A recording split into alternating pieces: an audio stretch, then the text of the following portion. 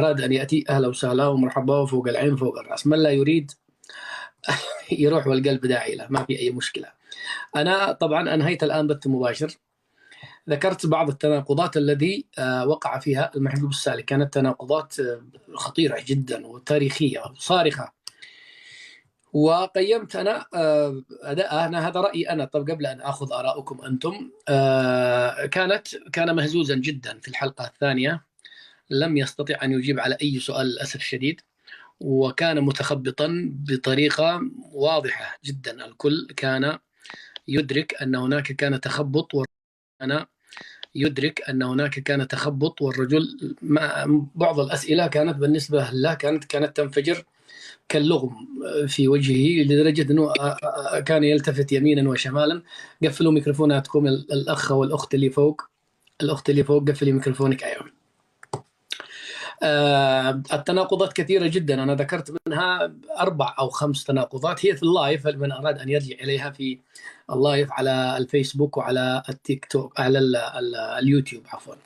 وهناك من أيضا قيم أدائي أنا، هناك من انتقد أدائي أنا وطريقتي. هناك من رآني كنت لينا وهينا وناعما مع المحجوب السالك، رغم أنني أنا أعتبر نفسي قد قسوت عليه كثيرا، لدرجة أنه في فترة من فترات الحوار كنت أنا كأنني طرف ولست محاور، ولا كأنني يعني مجرد محاور يحاوره. تحولت إلى طرف في الموضوع، كنت أقول له كيف يا رجل، يا أخي كيف، وخصوصا في مسألة نشأة البوليساريو، عندما رهنها أنها ردة فعل لأن المغاربة حقروه. وهذا مغالطة تاريخية. أيضا مسألة أنه هو من أسس، ولا الولي السيد مصطفى سيد، لم يؤسسوا شيء. مجموعة من الشباب الطائشين عمرهم 10 18 19 20 سنة جمعهم القذافي وأوجدهم. وذكرت أنه وجدت بوليساريو نسخة يمنية في نفس العام بنفس التركيبة الشيوعية، جبهة التحرير سموها في اليمن، سميناها جبهة التخريب. بوليساريو توأم، كأني فولة انقسمت نصين. فبالتالي الموضوع يعني تأسيس البوليساريو لم يكن له علاقة أنه رحت المغرب وحقروك، لا، هذا مغالطة تاريخية. أنتم مجرد شباب جمعكم معمر القذافي وقال لكم هذه بوليساريو، يلا اعملوا لكم جبهة، وجو الأسبان سموها لكم بوليساريو. جلسنا 4 سنين لما حفظنا الاسم، وعادك تقول لي جمهورية الصحراء العربية. عربية ايش إذا كان اسمك أسباني؟ حتى اسمك عنوانك الرئيسي مش عربي وجاي تدعي فيها العروبة. فكانت مغالطات كثيرة جدا وقع فيها الأخ المحجوب السالك في الحلقة الثانية. أما الجزء الأول كان نوعا ما يعني يراوغ ويخرج من الأسئلة. أما في الجزء الثاني أستطيع أقول أنني ربما قسوت عليه نوعا ما، أو ورطته، الله أعلم، لا أدري. لكنه أبشركم يعني، وهذا أيضا بشارة خير، على أن الرجل عنده سعة صدر وعنده مرونة. للأمانة يعني الرجل عنده مرونة، واللهم أنه متخبط، يعني متخبط شوية، ما فيش قرار شجاع يستطيع أن يقول من خلاله أنا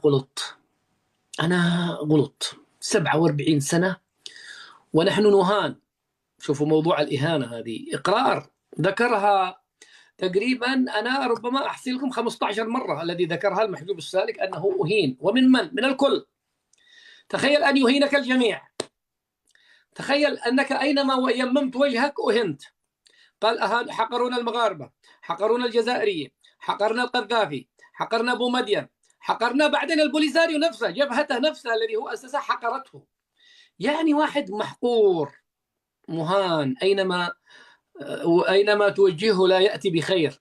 47 سنة بعظمة لسانهم يقولون أجرمنا في حق هذا الشعب، خبصت، لخبطت، دمرت، يعني ورطت عيال الناس. وفي الأخير تجي بعد 47 سنة من الفشل تملي حكما ذاتيا وبشروط. يا أخي عيب، كنا عيب أمثالكم، بس انطموا واسكتوا. بالخليج انتوا جبتوا العيد، انتوا ورطتوا أنفسكم، ورطتوا أهاليكم، ورطتم شيء اسمه صحراويين من حيث الأساس. انطموا لدرجة أنه مهانين. أنا أرى أنه الإهانة لأنك خرجت من حضن الأم. المغرب، أنت لا مغربي، لا وقعت مغربي ولا وقعت صحراوي ولا وقعت مغربي صحراوي ولا وقعت صحراوي بدون مغربي ولا دريت ايشو. أنا خرجت من الحلقة وأقول له حتى في اللايف، أنا عندي الآن محجوب السالك بلا هوية. لأنه يجي يقول لك أسأله هل أنت مغربي؟ قال نعم أنا مغربي ولدي أوراق ثبوتية ولدي بطائق عائلية أو ما أدري إيش البطاقات الوطنية. طيب مغربي، لماذا ذهبت لتقاتل في الصحراء خارج يعني إرادة الدولة المغربية إذا كنت مغربيا؟ كيف لمغربي أن يقول عندما سألته عن جمهورية الصحراء الديمقراطية الخرباطية التبوني، هذا اللي معه 50 اسم، هذا حقهم الصحراء الخرابيط هذه، قال تمنيت ذلك. يعني تخيل، تمنيت، قال تمنى أنه توجد جمهورية صحراوية في الصحراء، يعني جمهورية داخل المملكة المغربية تنفصل عنها، وعندما تسأله يقول أنا مغربي. كيف مغربي يا أخي يرضى بالتقسيم في بلده؟ فإلى الآن لا هو مغربي ولا هو صحراوي مغربي ولا هو بقي صحراوي مسخ. الأمانة الآن أنا لا أجد له أي هوية، حتى جزائري ما قابل، إنك حتى الجواز الجزائري سحبوا منك. ما عندك الآن أي هوية إلا الأسباني. فرحان قال أنا أسباني، أسبانيا الذي كنت تقاتلها، يعني أسبانيا الذي تسامحت معها وحملت جنسيتها، بينما المغرب قال تشترط يلا حكم ذاتي، عليهم أن يتخذوا، على الملك أن يكون شجاعا. يا أخي اللي أمثالكم الملك بيشتغل. يا أخي لو سمعت كلام أبوك، هذه حكاية الوالد، والده كان الرجل مسكين، ما أنا بالنسبة لي قلت لكم قرح الفيوزات حق راسي في الحلقة ما عرفت أنا إيش قال لي. أبوه قال له بالحرف إنه يا بني كل بيمينك يا بني لا تذهب للصحراء فإن للصحراء ملك سيحررها.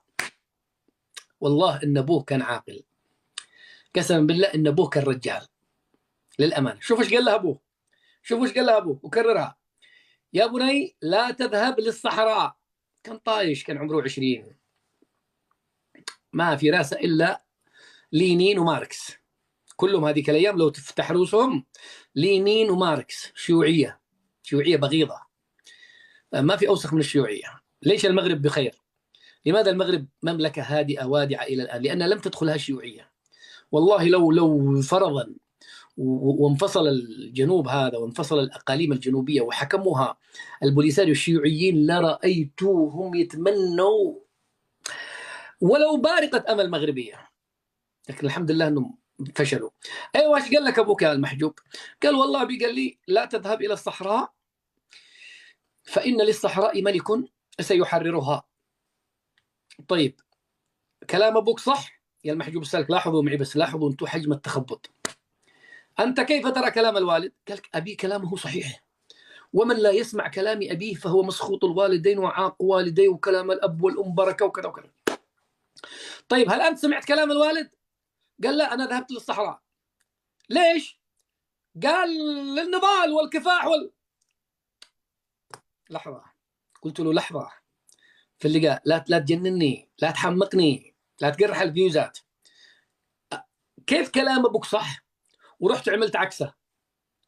هو يا أنت صح يا أبوك صح، يعني قل يا إما وقلت إنه كلام أبوك كان صحيح وأنه ذهابك إلى الصحراء كان غلط، وأنك خالفت كلام أبوك، وأنك كنت مسخوط الوالدين على أبوك وما سمعت كلام أبوك، واعترف الآن أنه كلام أبوك كان صح وأنك أخطأت بالذهاب إلى الصحراء. أو قل أنه كلام أبوك كان كلام واحد رجال مخرف، ما لا داعي، أنا ذهبت، هذا كلام أبي ما يقدم ولا يجيب، وذهبت للصحراء وأنك اتخذت القرار الصحيح. هي واحدة من ثنتين، يا إما كلام أبوك صح وأنت خالفته، يا إما كلام أبوك غلط وأنت عملت الصح وصرت الصحراء. أما جيت تقول لي أنا ذهبت للصحراء للكفاح والنضال وهذا حق مشروع وأنا لست نادما، وجيت تقول لي كلام أبي الذي قال لي لا تذهب للصحراء صحيح، والذي لا يسمع أبوه فهو مسخوط الوالدين. أنا خبط لي أم الفيوزات حقي، خبط أم الفيوزات حقي ولا عدلت بفيوز، أجي ألف أدور يا أخي من ذي صح هذا الحين، أنت ولا أبوك؟ من الصحيح يا أخي المحجوب؟ الله يرحم أبوك ويرحم جدك اللي كان يقاتل مع الأسبان، ويرحم أبو آبائنا وأمهاتنا كلاتنا يا أخي.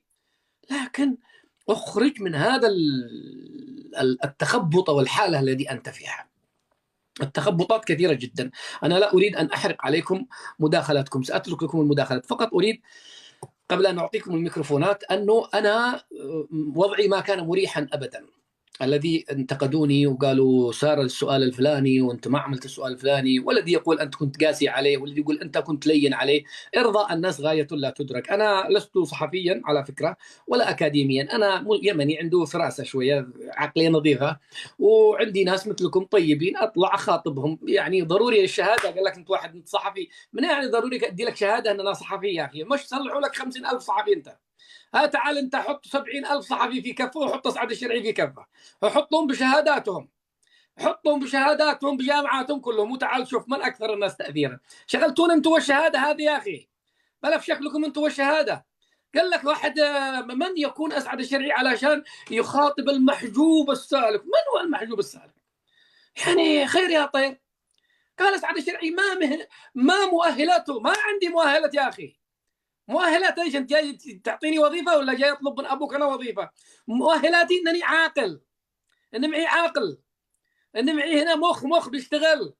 مؤهلاتي انني باحث، مؤهلاتي انني صاحي، مؤهلاتي انني صادق مع الناس معاكم، مؤهلاتي انني ملم ومثابر وعندي اصرار ان اوصل معلومه ويكون لي بصمه. ضروري الشهاده هذا، ضروري اقرا لك في الجامعه يصلحوا لك 50,000 صحفي و50,000 اكاديمي. يا اخي فكونا، والله انبه ناس عنده شهاده والله ما يفهم شيء. قال واحد المحجوب السالك بجلالة قدره، وكان وأسس البوليساريو، وكان من الأوائل من السابقون الأولون، يحاوره أسعد الشرعي. والله العظيم ذبحوني هم الشهادة هذه يا أخي. على أبوكم، على أبو شهاداتكم، ما صلحت لكم الشهادة أصلا. هذا شيء. الشيء الثاني أن الأخ المحجوب السالك ما استطاع يدخل على البرنامج. هو دخل ضحكني في البداية. أول ما دخل والله كنت أضحك عليه يا أخي، على الفطرة، بالنسبة على الفطرة عاد وعلى السليقة. دخل كان واضع التليفون عكسي، كراسة تحت.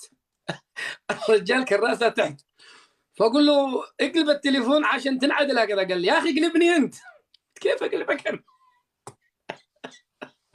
كيف أقلبك؟ ما فيش حل أقتلب أنا، أعمل راسي تحت عشان نخاطب الناس وإحنا رؤوسنا فوق رؤوسنا تحت.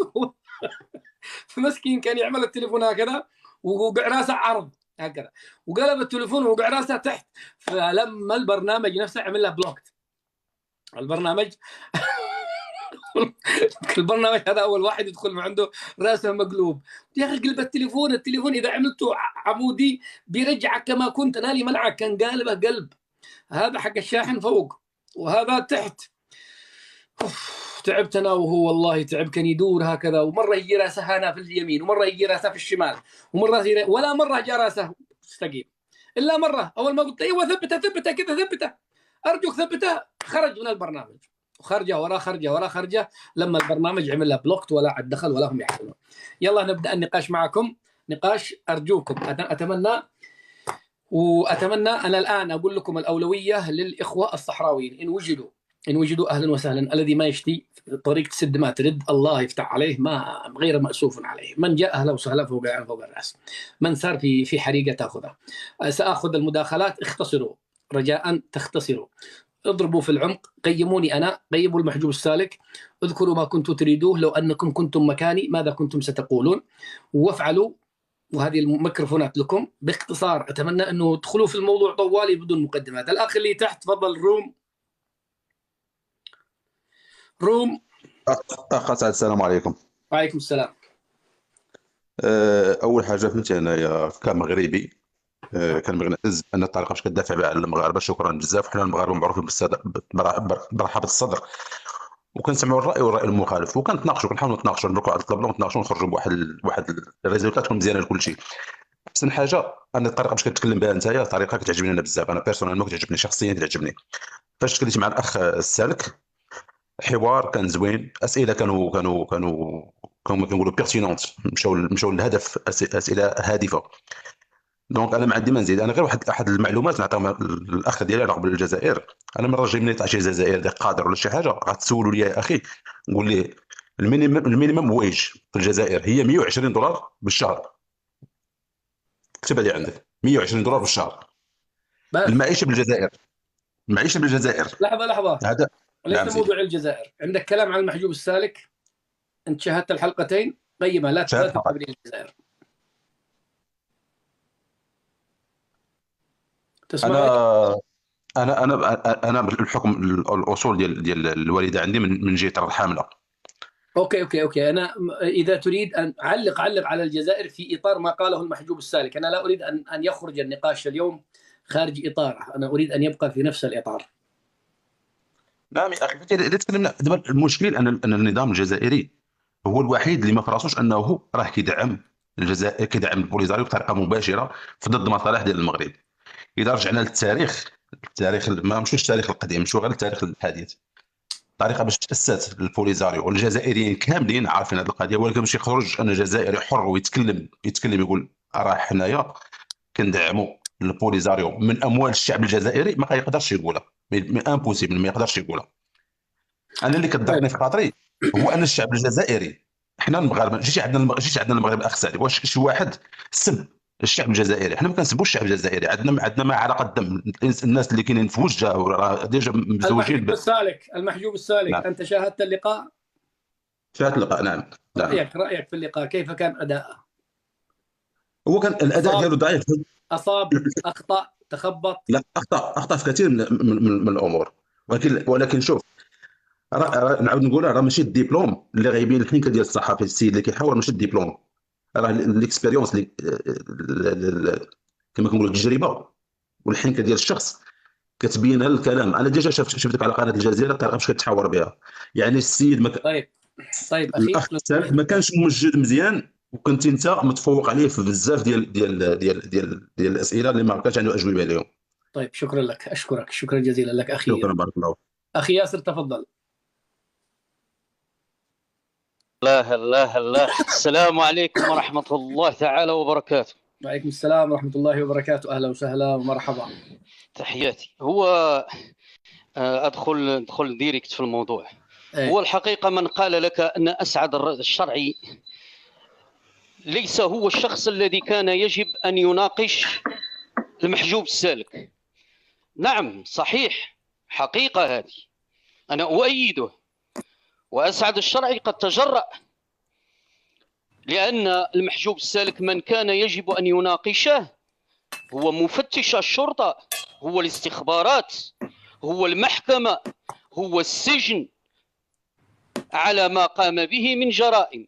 ليش يا ياسر انتم ألم تقولوا أن الوطن غفور رحيم؟ الوطن غفور رحيم والمواطن شديد العقاب. لا حول ولا قوة إلا بالله. المواطن نعم، أرجع للوطن غفور رحيم، وأرجع للدين. الناس اللي قالوا يا أخي وهذا، حتى أنا تلقيت انتقادات يقولون يا أخي والله والوطن غفور. نعم، الرحمة موجودة في ديننا، وكذلك التوبة النصوحة موجودة في ديننا. هل أسعد الشرعي يعني تكلم مع شخص نيته كانت فيها توبة نصوح؟ شخص جاء ويقول أنا مغربي وأقر بما أذنبت في حق المغاربة وأشعر بأن ضميري يؤنبني؟ لا لا لا وألف لا. هذا أخذ مجموعة من المغاربة من النساء والأطفال، اختطفهم وحطهم بتندوف وتركهم إلى مصيرهم، والآن ينعم بجنسية إسبانية التي ادعى أنه يناضل من أجل إخراج إسبانيا، وجاء يقول بأن إسبانيا هي العدو. هو اليوم يأتينا عندما يسأله أسعد الشرعي، يعني في آخر الحلقة، أنا كما قلت في أول الحلقة كان مغربي، وفي وسط الحلقة صحراوي، وفي آخر الحلقة إسباني. هذا في الحلقة الأولى. أول ما بدأت معه الحلقة قال أنا لدي بطاقة مغربية وهويتي مغربية، وذهبت والتقيت بالبصري. ولأذكرك أخي الشرعي، هذا البصري لم يكن وزير الداخلية في 1972، كان مجرد عميد أو في سلك الشرطة في 72. لا علاقة له بأن يلتقي لا بالسالك ولا بالليس سالك، هو لم يسلكها على كل حال، لم يلتقي به. وهنا كانت كذبة يعني كبيرة جدا. وأعود وأقول بأنه أخذ مجموعة من المغاربة مسؤول عنهم، ويقولها بعظمة لسانه أنه كان ممن يأخذ المغاربة. وهنا يا أخي شرعي أشكرك جزيل الشكر أمام الملأ، أبى من أبى وكره من كره، حيث أنك عريت على هذه الجبهة. هي ليست جبهة، أنا والله استحييت أن أقول ما هي، عكس الجبهة والناس تفهم. يعني عريتها للمغاربة جميعا، حيث أنا وأعوذ بالله من قولت أنا كنت من الناس الذي يظن أن هذا المحجوب السالك ممن عادوا إلى أرض الوطن وندموا على ما فعلوا في حق المغاربة، إلى أن يتبين لنا العكس. والعكس تبين عندما قال أخذوا لنا القرقارات. قالوا أخذوا لنا القرقارات، يعني عندما تقول أخذوا لنا القرقارات أنت تتكلم بصفة بوليزاريو، أنت لست منشق. وهنا يتبين لنا جليا ياسر سألته نعم. أول سؤال، أنت تعرف هذا السؤال، هل يعتبر المغرب محتلا؟ نعم، لم يستطيع، تراوغ. قل لي أنا يعني الرجل كان يراوح مكانه في المنطقة الرمادية، يا أخي قل لي، إما وقلت أن الصحراء مغربية والمغرب له الحق أن يناضل من أجلها وإلى آخره، أو قل أنه محتل. ما فيش اثنين، ما فيش وسط. هو لا قال هذه ولا قال هذه، جلس يعني يقول كلام لأن ولاءه للبوليزاريو وهو فيه نوع من السذاجة، حيث أنه في لقائك معه جاءه تليفون، كان يجب أن يتستر على مصدر التليفون أو حتى من جاء التليفون. التليفون جاء من جبهة البوليزاريو وهو يقول من شخص بالجبهة، يعني أنت لازلت على اتصال بالجبهة وبأعضاء الجبهة. أي انشقاق تتكلم عنه؟ يعني أي انشقاق؟ وعن أي طرد؟ أو أنت لا يمكن أن تدخل إلى الجزائر أو إلى البوليزاريو؟ هذه مجرد مسرحية يمثلونها عليه. هو أثنى على الملك محمد السادس ودعا له بالشفاء العاجل. بعض المغاربة يقولون خلاص مهما قال يكفي ندعى على الملك صلى الله عليه وسلم. هذه يد تسبح ويد تدبح. أنا أقول عاش الملك، والصحراء ليست بمغربية فإنها في يد الأمم المتحدة. لا نريد منك لا عاش الملك ولا نريد منك تقربك للملك، والملك براء منك ومن أمثالك، لأن المغرب ليس هو الملك لوحده، المغرب هو الملك و40 مليون مغربي. لا يمكن أن تتملق للملك بتلك الطريقة وتظن أن المغاربة جبناء، يعني أن تمررها. يعني أنا أقول عاش الملك، الملك يعيش بقدرة الله عز وجل ويموت لأجل مسمى، لأن عاش الملك التي جاء بها هذا الرويبدة هذا ملغومة. هذه عاش الملك ملغومة، لا نريدها نحن عاش الملك تدل عن البيعة وعن الولاء وعن أنك مغربي وعن أنك تعترف بأن أراضي المغرب من طنجة إلى القويرة لا نقاش ولا جدال فيها. هو يقول بأن المغرب القضية، المغرب ليس بلد احتلال ولكن هناك نزاع، وهو جاء ليفض النزاع. ومن بدأ النزاع؟ من المسؤول عن تهجير المغاربة؟ هنا أخي شرعي أريدك أن تركز على مسألة جميلة جدا، وهي بيت القصيد في الحلقة الأولى والحلقة الثانية، وهي ممن يقول لك كلمة اللاجئين. ومؤسس جبهة البوليزاريو يقول أنه كان يغرر بالمغاربة ويأخذهم إلى تندوف. إذن عن أي لاجئ يتكلمون؟ هادو ناس مهجرين، هادو ناس مختطفين بما في الكلمة من معنى. طيب يا ياسر، هو عندما يقول الحكم الذاتي كررها مليون مرة، أنت سمعته كررها كثيرا. طيب إذا كان الصحراويون أنفسهم، يعني أنت المفروض تأخذ رأي الصحراويين اليوم غالبيتهم أين هم؟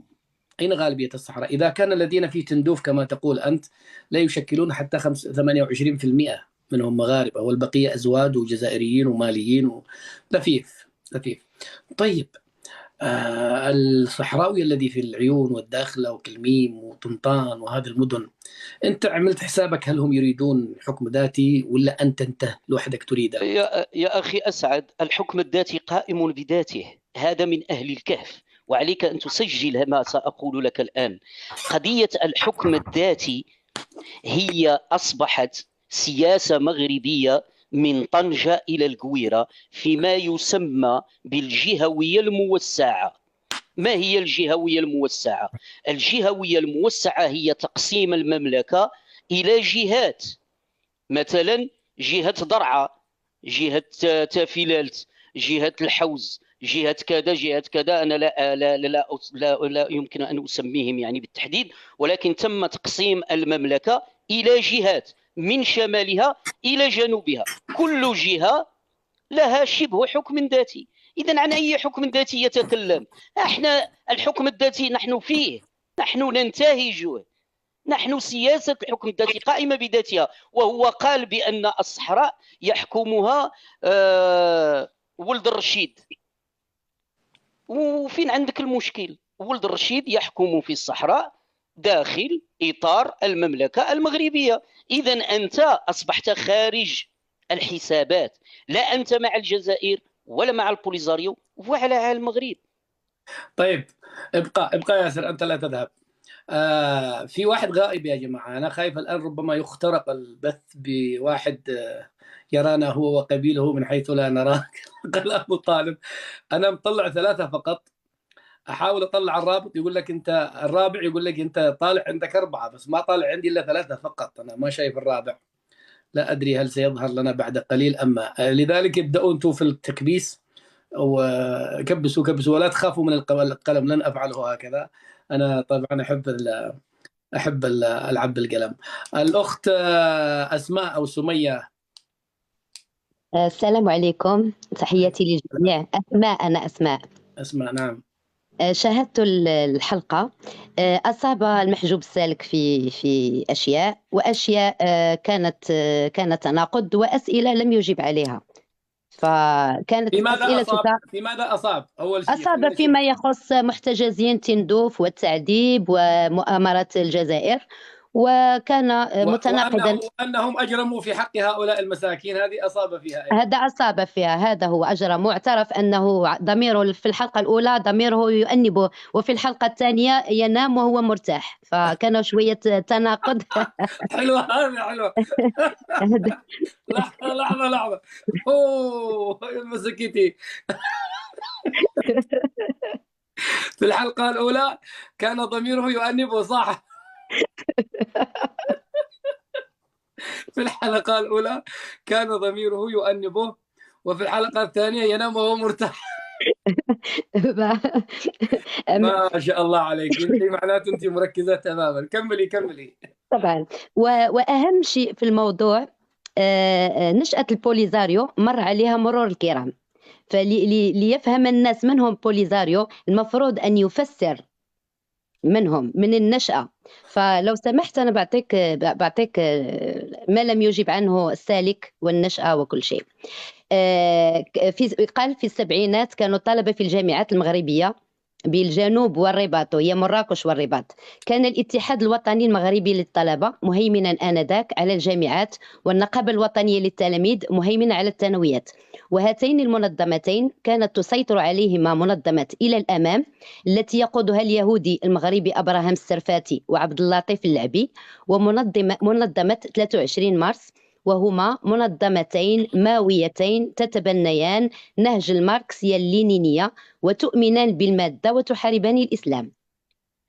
كان الوالي مصطفى السيد عبد العزيز المراكشي المحجوب السالك وكل قيادي البوليزاريو ينتمون إليها، وكان هدفهم الحقيقي إسقاط النظام الملكي المغربي وإقامة طبعا يهودي مؤسس. نعم، مؤسس إلى الأمام.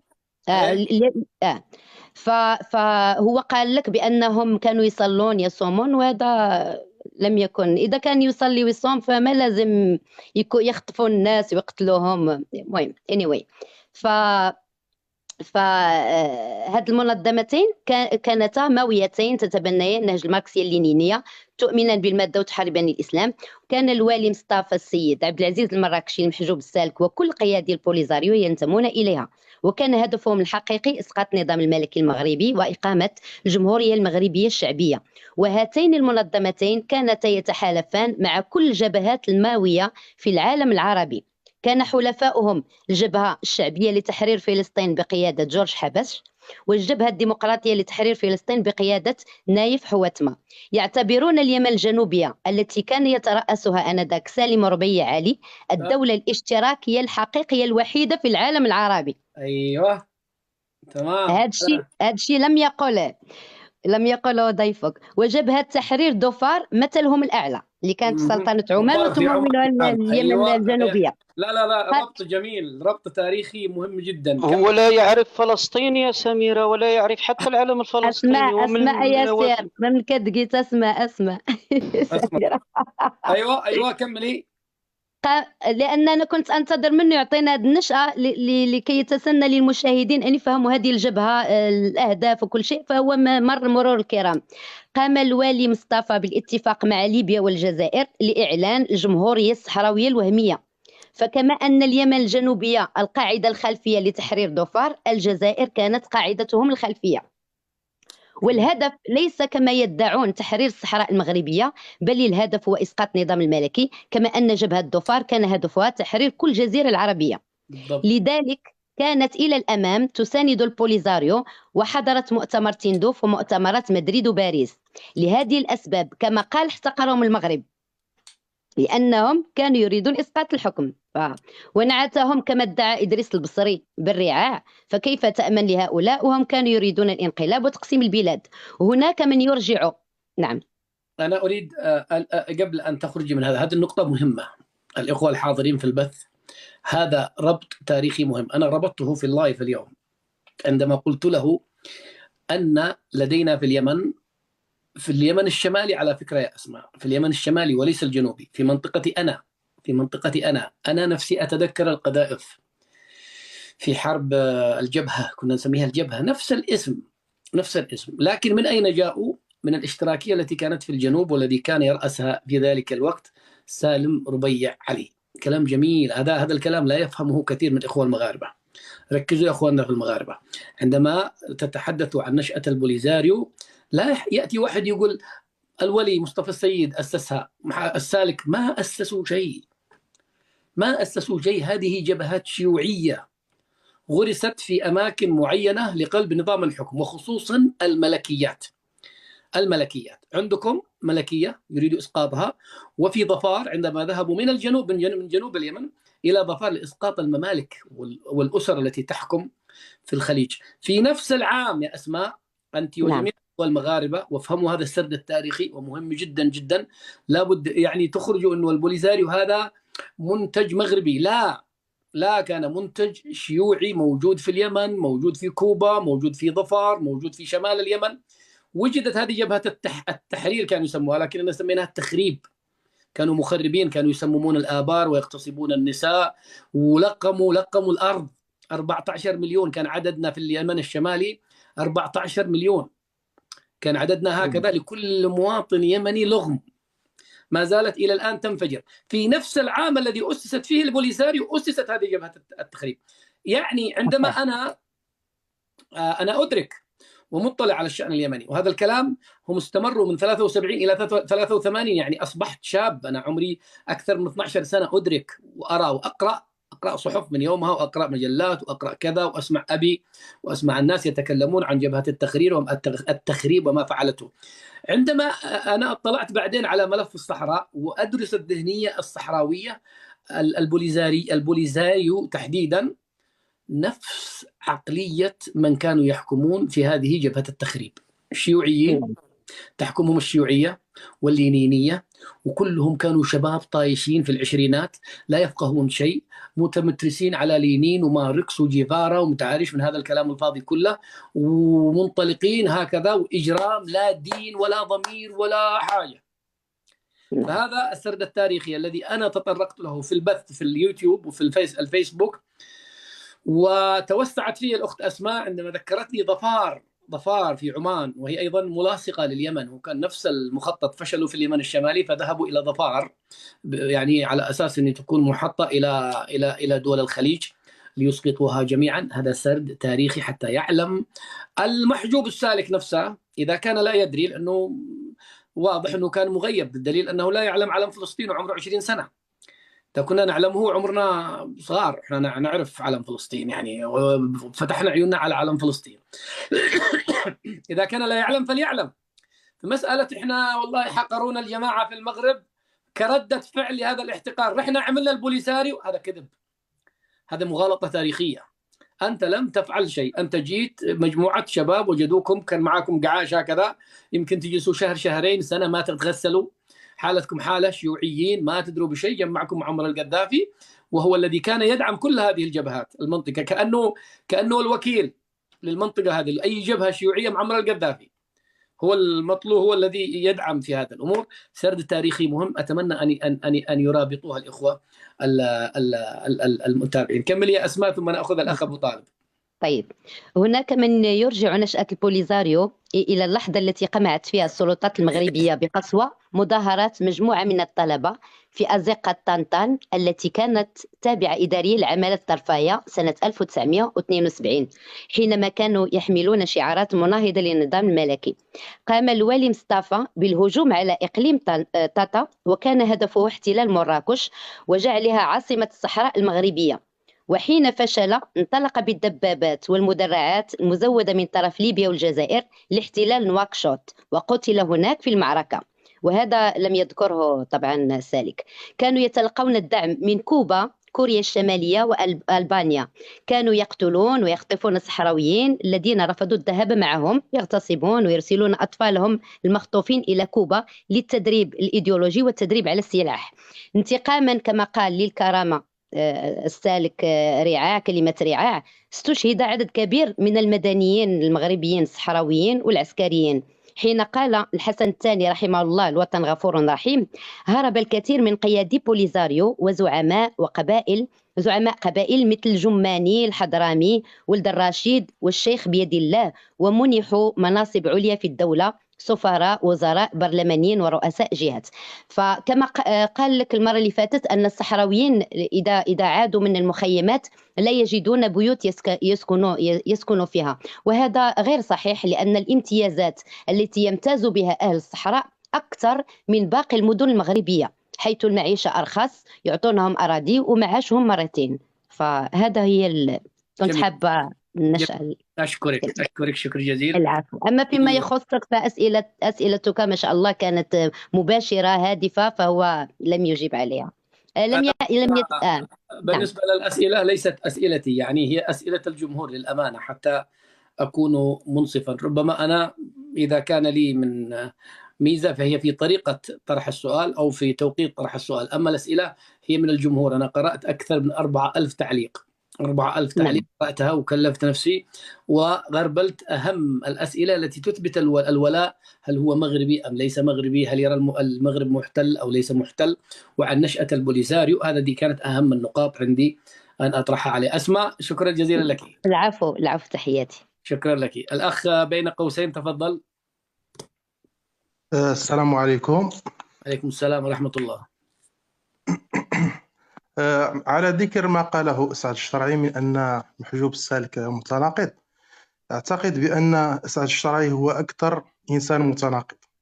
له فيديوهات قديمة كان يستجدي فيها الملك سلمان للتدخل في اليمن، ثم بعد ذلك انقلب موقفه إلى انتقاد عاصفة الحزم، وهو إلى هذا الحين ينتقد التدخل، يعني تحالف في اليمن.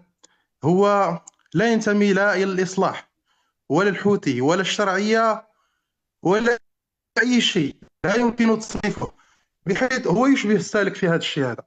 يعني سعد الشرعي يشبه السالك في أنه لا ينتمي، لا يفرض على، لا يقوقع، يعني لا يمكن تصنيفه، بحيث يستطيع أن يتملص من أي موقف. له موقف فريد من نوعه.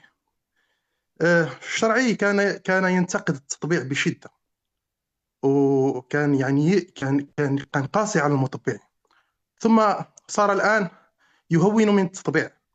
صار يقول أن كل الدول مطبعة، هناك دول مطبعة من فوق الطاولة وهناك دول مطبعة من تحت الطاولة، وكل مطبع، وهذا غير صحيح.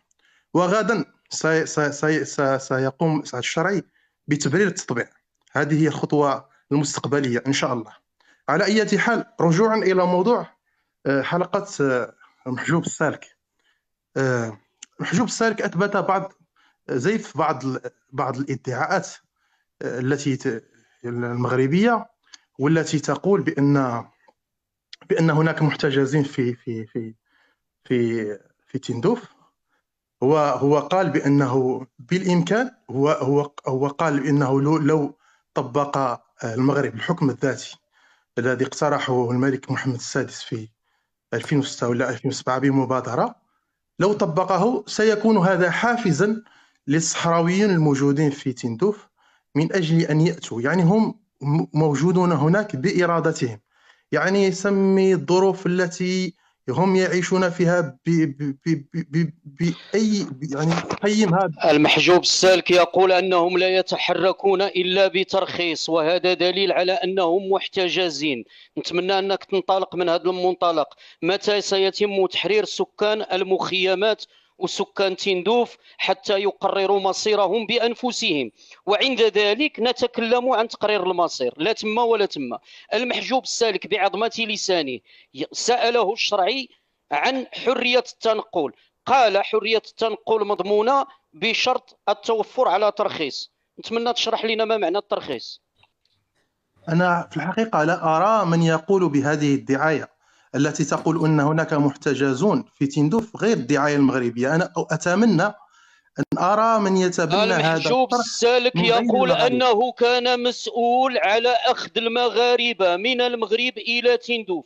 هل رأيت الحلقة أم أنت تشارك الآن من منطلق أفكارك القديمة؟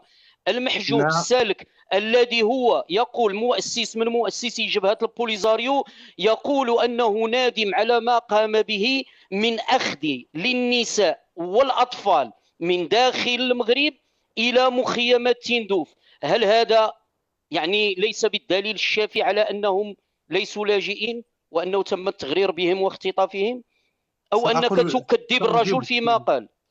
سأجيبك. أنا تابعت حلقة السالك، يعني أغلب حلقة السالك، وهو قال فعلا هذا، قال بأنه هناك يعني يتطلب ترخيص لكي تكون.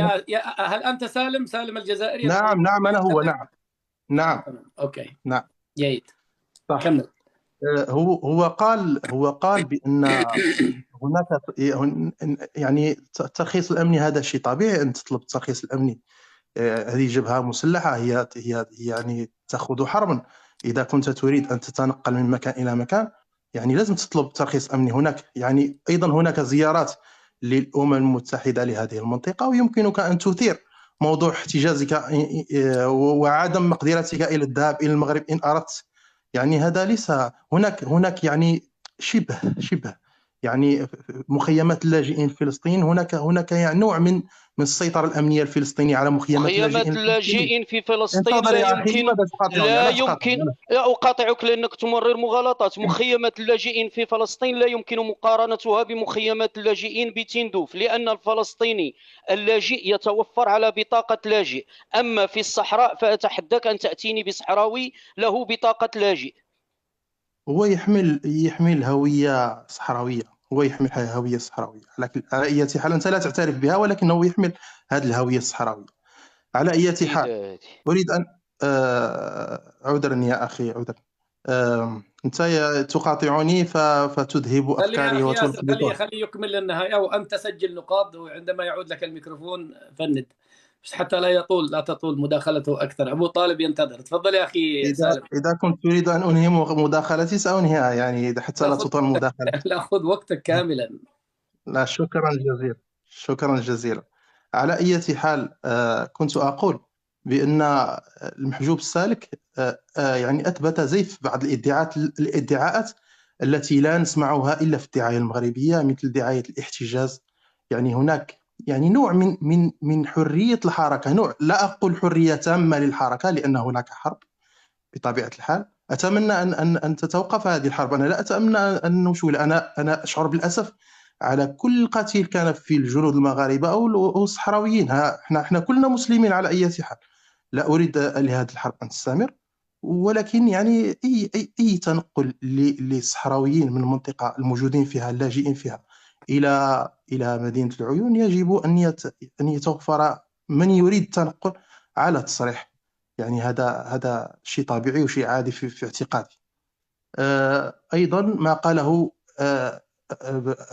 محجوب السالك في مداخلته في لقائه، يعني تكلم عن احتقار تعرض له الصحراويون الذين أنشأوا هذه الجبهة من طرف يعني المجتمع المدني المغربي، وقال أيضا السلطة المغربية، قال السلطة المغربية ليس بالضرورة الملك، ولكن السلطة المغربية أدارت ظهرها لهم وتركتهم لمصيرهم، وهو يعني لا زال الآن يشعر بالامتنان لما قام به هواري بومدين من دعم بالمال والسلاح، وما قام به القذافي بدعم من المال والسلاح لثورتهم. يعني ثورتهم هم لم يصنعوا، وإنما هم تم تدعيمهم من طرف الجزائر والمغرب بشهادة السالك. أنا لا أقول أني أصدقه ولا أكذبه، ولكن هذا ما قاله على أي حال. ما يحاول فعله أسعد الشرعي هو ربما تفاجأ من مواقف السالك، ربما ظن أنها هذا في تصوري، ظن أنها يعني تماثل المواقف المغربية عندما أراد أن يعمل معه اللقاء الأول. ربما كان يريد أن يواجهه بأسئلة يعني تشابه الأسئلة الجزائرية لكي يحرجه ويرى يعني معدنه الحقيقي، ولكنه فوجئ بأن لديه موقف لا هو موقف جزائري ولا هو موقف مغربي. والحقيقة أنا أحيي أسعد الشرعي على أسئلته القوية. أسعد الشرعي يعني دار أسئلة قوية مع المنار السليمي ومع الدكتور هذاك تاع جامعة محمد الخامس. يعني يمكن الرجوع إلى هذين اللقاءين والاستفادة كثيرا من مضمونهما، لأن في مضمونهما ما يدل على يعني دحض بعض الادعاءات المغربية فيما يخص التاريخ، وفيما يخص يعني هناك بعض التناقضات التي يمكن أن يستشفها من يستمع لهذه اللقاءات من خلال أسئلة أسعد الشرعي القوية. أسعد الشرعي لما يعني لم يستطع أن يدير الحوار كما يريد الأول كما يريد، يعني عمد إلى تشويه محجوب السالك، كأنما أنه اختزل كل جبهة البوليزاريو في السالك، وصار يبرز تناقضاته. يعني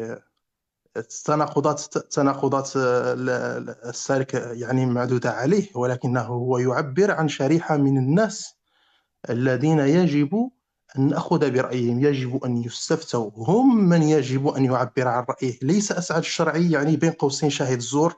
أسعد الشرعي هو من يفترض أن ينظر عليهم ومن يجب أن يقول لهم تاريخ ويسرد عليهم السردية التاريخية. هم من يجب أن يستفتوا في في في في في في تقرير مصيرهم. انتهت المداخلة تاعي، شكرا جزيلا. شكرا لك أخي سالم.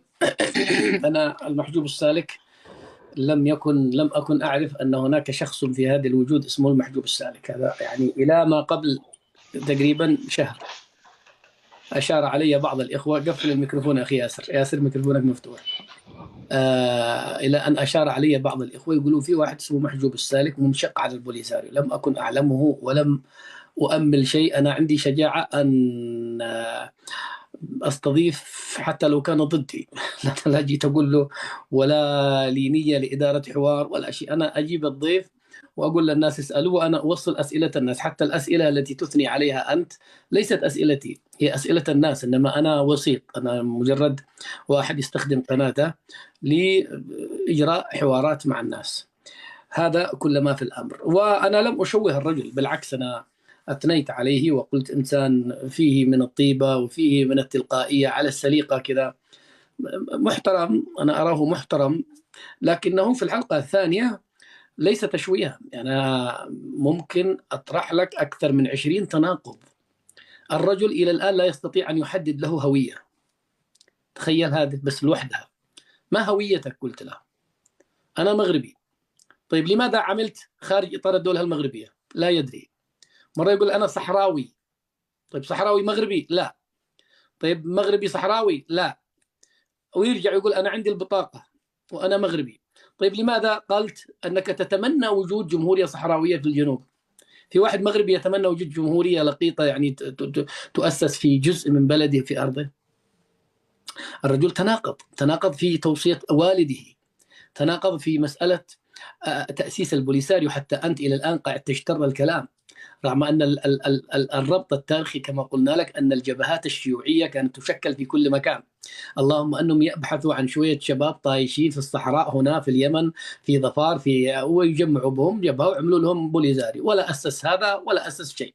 جمعوهم شوية طايشين مشبعين بالفكر الشيوعي، ولا جمعوهم، عمر القذافي رمى لهم كم لغم كم سلاح كم كذا، يلا برا، وهو ريبو مديان احتضنهم. هذا كله ما في الامر. لا تفكروش انه كذا الجماعه راحوا المغرب وحقروهم وجاء الولي مصطفى السيد والمحجوب السالك قالوا ما رايكم نعمل يلا واجتمعوا وعملوا البوليساريو. لا يا حبيبي، لا، هكذا كبر مخك يا اخي. خرجوا من ضيق الصحراء الى الدور الاقليمي الذي كان يحيط. اقول لك في بوليساريو اسس في اليمن في نفس العام، بنفس التركيبه، بنفس الفكر الشيوعي، بنفس النزعه الاجراميه، نفس الشيء.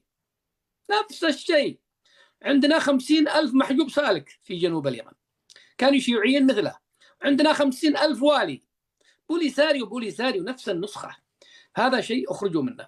مسألة أنني أتناقض يا أخي، شوف، المبادئ لا تتغير. أنت ذكرت سلمان وأنه يكون لي نظرة في سلمان وغير سلمان. أنا أعطيك عبارة تستفيد منها: المبادئ لا تتغير لكن القناعات تتغير. احفظ هذه يا سالم، احفظها عشان تكون تقيم الناس.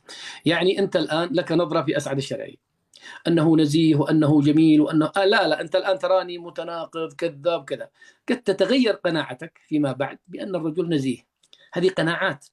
القناعة تتغير عند الناس كلهم، ليس أنا وحدي. الملك سلمان هذا الذي أنت تقول عنه، ملايين البشر كانوا يؤملون فيه خيرا وأنه سيخرج اليمن إلى بر الأمان. لكن هل عندما أنا نفضت يدي من سلمان أخطأت مثلا؟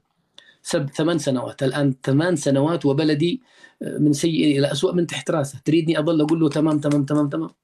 أنا هو قال جاي سيحررنا ويفعل لنا، وأنه الجارة الكبرى السعودية. فلما وجدت أن أهدافه انحرفت نفضت يدي. قناعات. هذا كل ما في الأمر. يعني هذا كل ما في الأمر.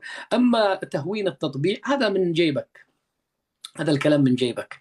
لا يوجد من يناهض التطبيع مثلي. والتطبيع الشعبي، شوف لاحظ، أنا ما أناهضه هو التطبيع الشعبي وليس التطبيع الرسمي. التطبيع الرسمي أنا هذا لا يهمني لقناعتي التي أنت تنكرها أن كل الأنظمة مطبعة بما فيها تبون هذا عدو أرخص من أرخص مطبع. والله أنه مطبع ولا يستطيع أن ينبس ببنت شبه. أصلا هو ضعيف شخصية. قال واحد أنه يعترف بإسرائيل، تبون. قال واحد بشروط. تخيل تبون يشترط حتى مش راكبه. تبون يشترط. بإسرائيل لا يعترف بإسرائيل. لحظة يا سالم، لحظة. أنا لا أهون التطبيع أبدا، أنا لا أهون التطبيع، لكني أنا لا أحزن إذا رأيت الملك الفلاني طبع أو الرئيس. حتى لو يطلع تبون بكرة يعلن ويوقع التطبيع لن أستغرب في شيء ولن أحزن. أنا أحزن عندما أرى العربي المسلم يطبع، عندما أرى المغربي يبرر التطبيع. هذا الذي أحزن من أجله. وأنا أناضل في هذا المضمار وأقول للناس لا تطبعوا لملككم ولا لرئيسكم حتى لو كنتم تحبونه وتجلونه إلى السماء. التطبيع لا يمكن تبريره. وإذا أنت كما أشرت أنت في أسئلتي، وهذه كانت أسئلتي للأمانة للدكتور المنار السليمي، انظر أسئلة التطبيع، انظر ماذا سألته وكيف كانت حادة وقوية، وكان عنده مرونة. له جزائري قال سب أمي وسب ربي وسب كل شيء، تقبلها المنار السليمي وأجاب بدبلوماسية. يعني عندما سألته ماذا استفدت أنت من المغرب من التطبيع، إلى الآن حتى اعتراف إسرائيل بالصحراء لا تعترف بها. ما استطعت حتى أن تنتزع اعتراف من الكيان هذا الصهيوني كما أنت اعترفت به كيان هجين. فأنا موقفي من التطبيع هو ولا تربط. أنا ما أدري، أنت تراني هكذا وهذا حقك. ولكن يا أخ أسعد، حاولنا أن نطبع مع الجزائر من 1975 ولم نستطع إلى يومنا هذا. هذا هو يجمعنا معهم اللغة والثقافة والدين والحدود وكل شيء يجمعنا، ولم نستطع أن نطبع معهم. واليوم يلومون على التطبيع. نحن إن طبعنا اليوم مع الشيطان لا نلام، لأن بالنسبة لي إذا طبعتم مع الجارة الجزائرية، هذا هو التطبيع الوحيد الذي يمكن أن أدعمه أنا وبقوة. هذا ما لم هذا هو ما لم نستطع له منذ 1975. ما يكنه لنا من ينتقد التطبيع لا يكنه لنا اليهود. يكرهوننا بطريقة لا يكرهون بها من قتل فيهم أكثر من 1,000,000 شهيد كما يقولون. صح. فكيف يلومني على التطبيع وهو مرتمي في أحضان كل خونة المغرب مرتمين في أحضان قاتلي أجدادهم. نعم. السالك جاءنا ببطاقة تحمل الجنسية الإسبانية وهو يقول أن عدوه هو إسبانيا. اليوم هو مرتمي في أحضان إسبانيا. والجزائر لا تستطيع أن تحرك شافة أمام أمها فرنسا. والولاء والبراء لفرنسا، أعوذ بالله من الشيطان الرجيم. ويلومني أنا على التطبيع. تعال لنحدد ضرر اليهود علينا وضروركم علينا،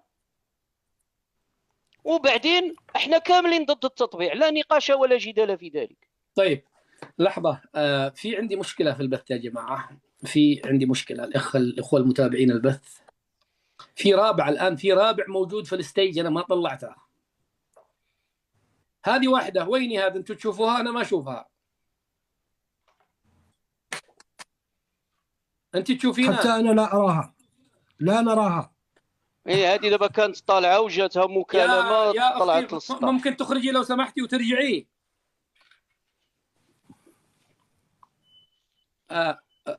اخرجي ورجعي عشان اطلعك، لانه ما نراكي انت ترينا ولا خليها دير مداخله وعاد تتساود. خليها دير مداخله صح. طيب هذه الصوت مسموع، بس من اين تتكلمين؟ من اين طلعتي؟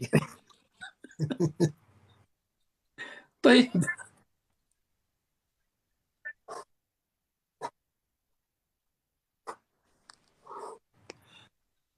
حتى إن كنت قبلك فأنا أترك لك المجال. ladies first.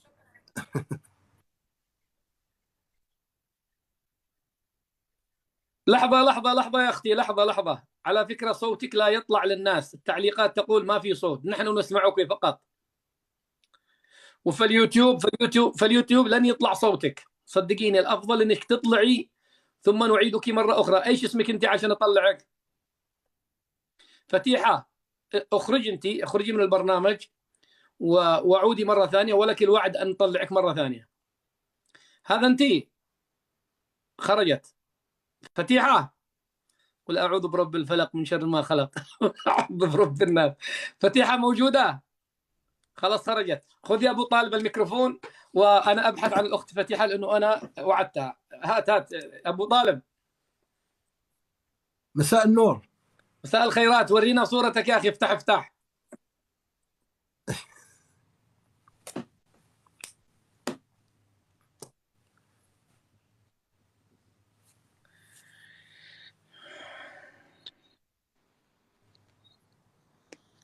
تفضل يا أبو طالب. بارك الله فيكم. مساء النور يا إخوان. ما شاء الله يا ابن الخالة. سأقول لك ابن الخالة وأخليها علامة استفهام حتى تفسرها أنت. بارك الله فيك. ذرية بعضها من بعض فقط. نعم أكيد. تفضل يا أخي. بارك الله فيك أخي الكريم.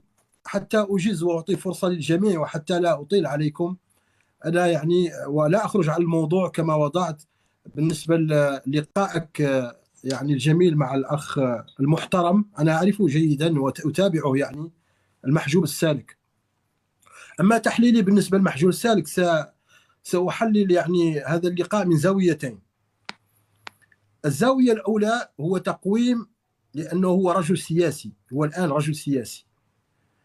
سأقوم أداءه السياسي. والزاوية الثانية ستكون تقويم المعلومات التي أدى بها، لأن بهذه الطريقة فقط يمكن أن نفهم الموضوع. أما الزاوية الأولى وهو سياسي، لأنه هو يمثل تيار اليوم وخط خارج عن جبهة البوليساريو. أو منشق عن جبهة البوليساريو. تسمعني الأخ أسعد؟ نعم نعم، صوتك واضح عندي. نعم. طيب، أولا هو يقول أنه صاحب تيار ومعه أيضا جماعة من جبهة البوليساريو، ويطلقون على تيارهم خط الشهيد، ويعني بخط الشهيد المرحوم الولي مصطفى السيد. الولي مصطفى السيد. نعم. وأنا أقول بالحرف الواحد أن الولي مصطفى السيد رحمه الله هو أكثر تشددا من القيادة الموجودة اليوم. هو أكثر تشددا في قضية الصحراء من القيادة الموجودة اليوم، لأن الولي تعدى نضاله نضال تحريري كما يقول للصحراء إلى حمل لواء الشيوعية في المنطقة.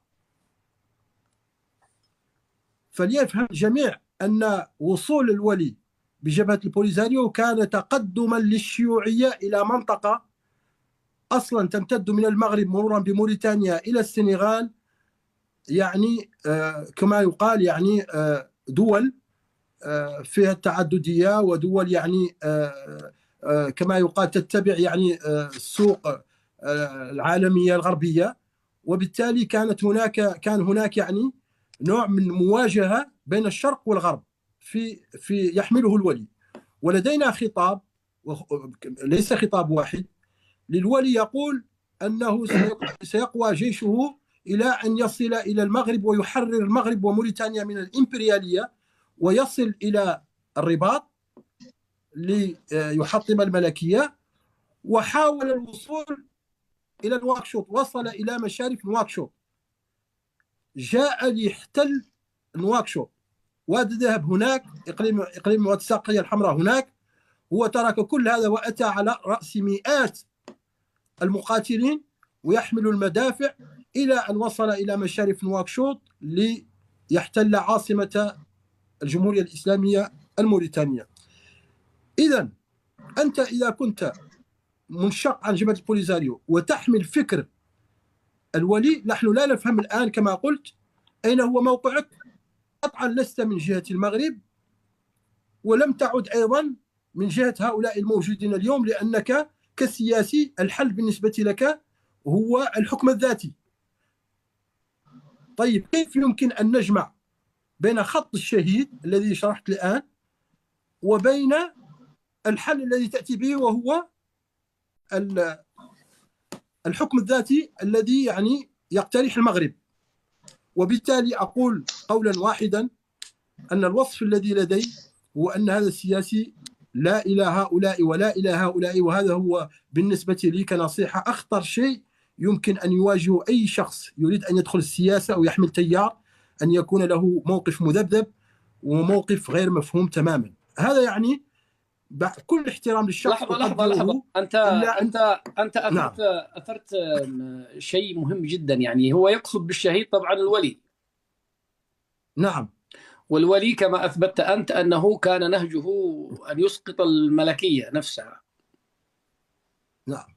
على أساس أنها إمبريالية. هو يقول إمبريالية. هم يعتبروا النظام المغربي إمبريالي أمريكي في المعسكر الغربي يعني. نعم.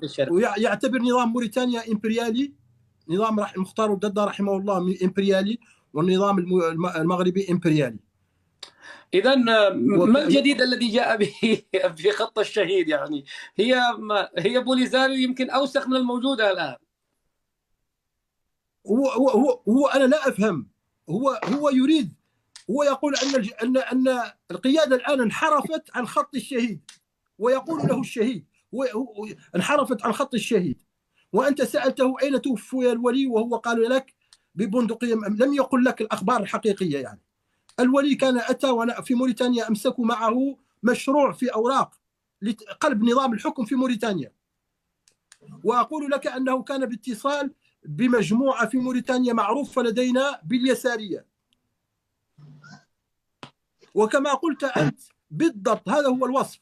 وراء ذلك كان القذافي في المنطقة الذي كان هو يعني الشد يعني من الجزائريين يعني كمعسكر للشرق، وكان يأتي بهذا المشروع. كما حاول القذافي قلب نظام الحكم في كثير من المناطق. طيب هل تراه تناقض؟ هل تناقض المحجوب؟ هل تخبط في اللقاء؟ شاهدته أنت؟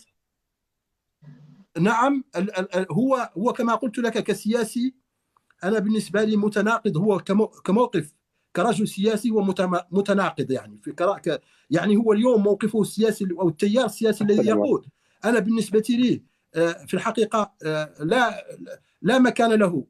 هو بكل أمانة يجب أن يترك ما كان عليه كما قلت بالضبط، لأن يعني كلنا خطاؤون وخير الخطاؤون التوابون. يعني هو ذكر كما قلت أن والده نصحه، وذكر أنه رأى تلك الأمور الشنيعة في أين كان، وحتى هو سجن وعذب. إذا المشروع الذي كان يحمل أصلا فاشل، يعني كان فاشل جدا، فاشل جدا.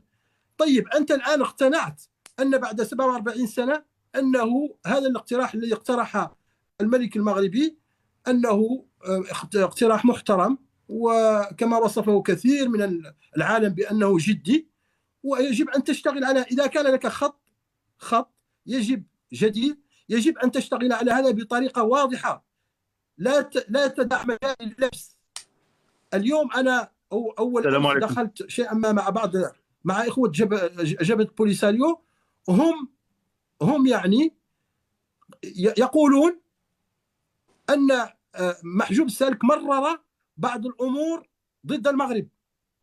هم الآن يتحدثون بينهم أنه هو يعني مرر بعض الأمور التي هي ضد المغرب. الآن هذا بالنسبة لي هو التقويم للرجل، موقف الرجل السياسي الآن أو موقفه السياسي. أما المعلومات وهذه هي الأهم بالنسبة لي، أن الرجل قد يتناقض في ادخل لي في المعلومات بسرعة. ما هي أهم المعلومات المغلوطة التي أفادها المحجوب السالك؟ نعم، بالنسبة لشخص يعني يتابع فيها قضية الصحراء والتي فيها جدال كثير بين الأطراف، أول معلومة بالنسبة لي والتي يعني هو يعني أعطى الأدلة فيها كطرف كان موجود فيها وبدايتها، هي أن الجزائر هي الطرف المباشر في قضية الصحراء، هي حرب الصحراء وهي سببها. وهذا في الحقيقة يأتي ليؤكد ما لدينا من معلومات ومصادر ومذكرات ومحاضر لرؤساء البلاد في موريتانيا. هو قال أخذونا وأطرونا ودربونا وسلحونا وأرسلونا. هذا يعني بالنسبة لي مهم جدا. اللي بعدها يعني أمر قطعي. اللي بعدها أن البوليساريو ليس لديها مشروع جدي، وذلك نتيجة للخلافات الداخلية وخاصة للانتهاكات الخطيرة لحقوق الإنسان فيما بينهم وفي تجاه الآخرين. هناك تصفيات جسدية وقعت من الجميع الذين كانوا من حولها، حتى أولئك الذين أتوا لمساعدتها. ونحن مرة أخرى لدينا المصادر والشهادات والمحاضر لرؤساء اعترفوا بمذكراتهم أنهم تم التخلص جسديا من كوادر موريتانيين بينهم بدم بارد. وهذا يدل يعني أعطى فرصة للجميع وأدلة أن في الحقيقة لا يمكن أن تكون تحمل مشروع دولة، بل هي مجموعة. النقطة الثانية أن أكد لنا أن إرادة جبهة البوليساريو أيضا محتجزة. وهذا بالنسبة لي، لأن عندما أقول إرادة محتجزة هذا هو بالنسبة لي من أين يمكن أن يأتي الحل، لأنه هناك أمر واقع. جبهة البوليساريو هي طرف في هذا النزاع، وهي أيضا لدى الأمم المتحدة الممثل الرسمي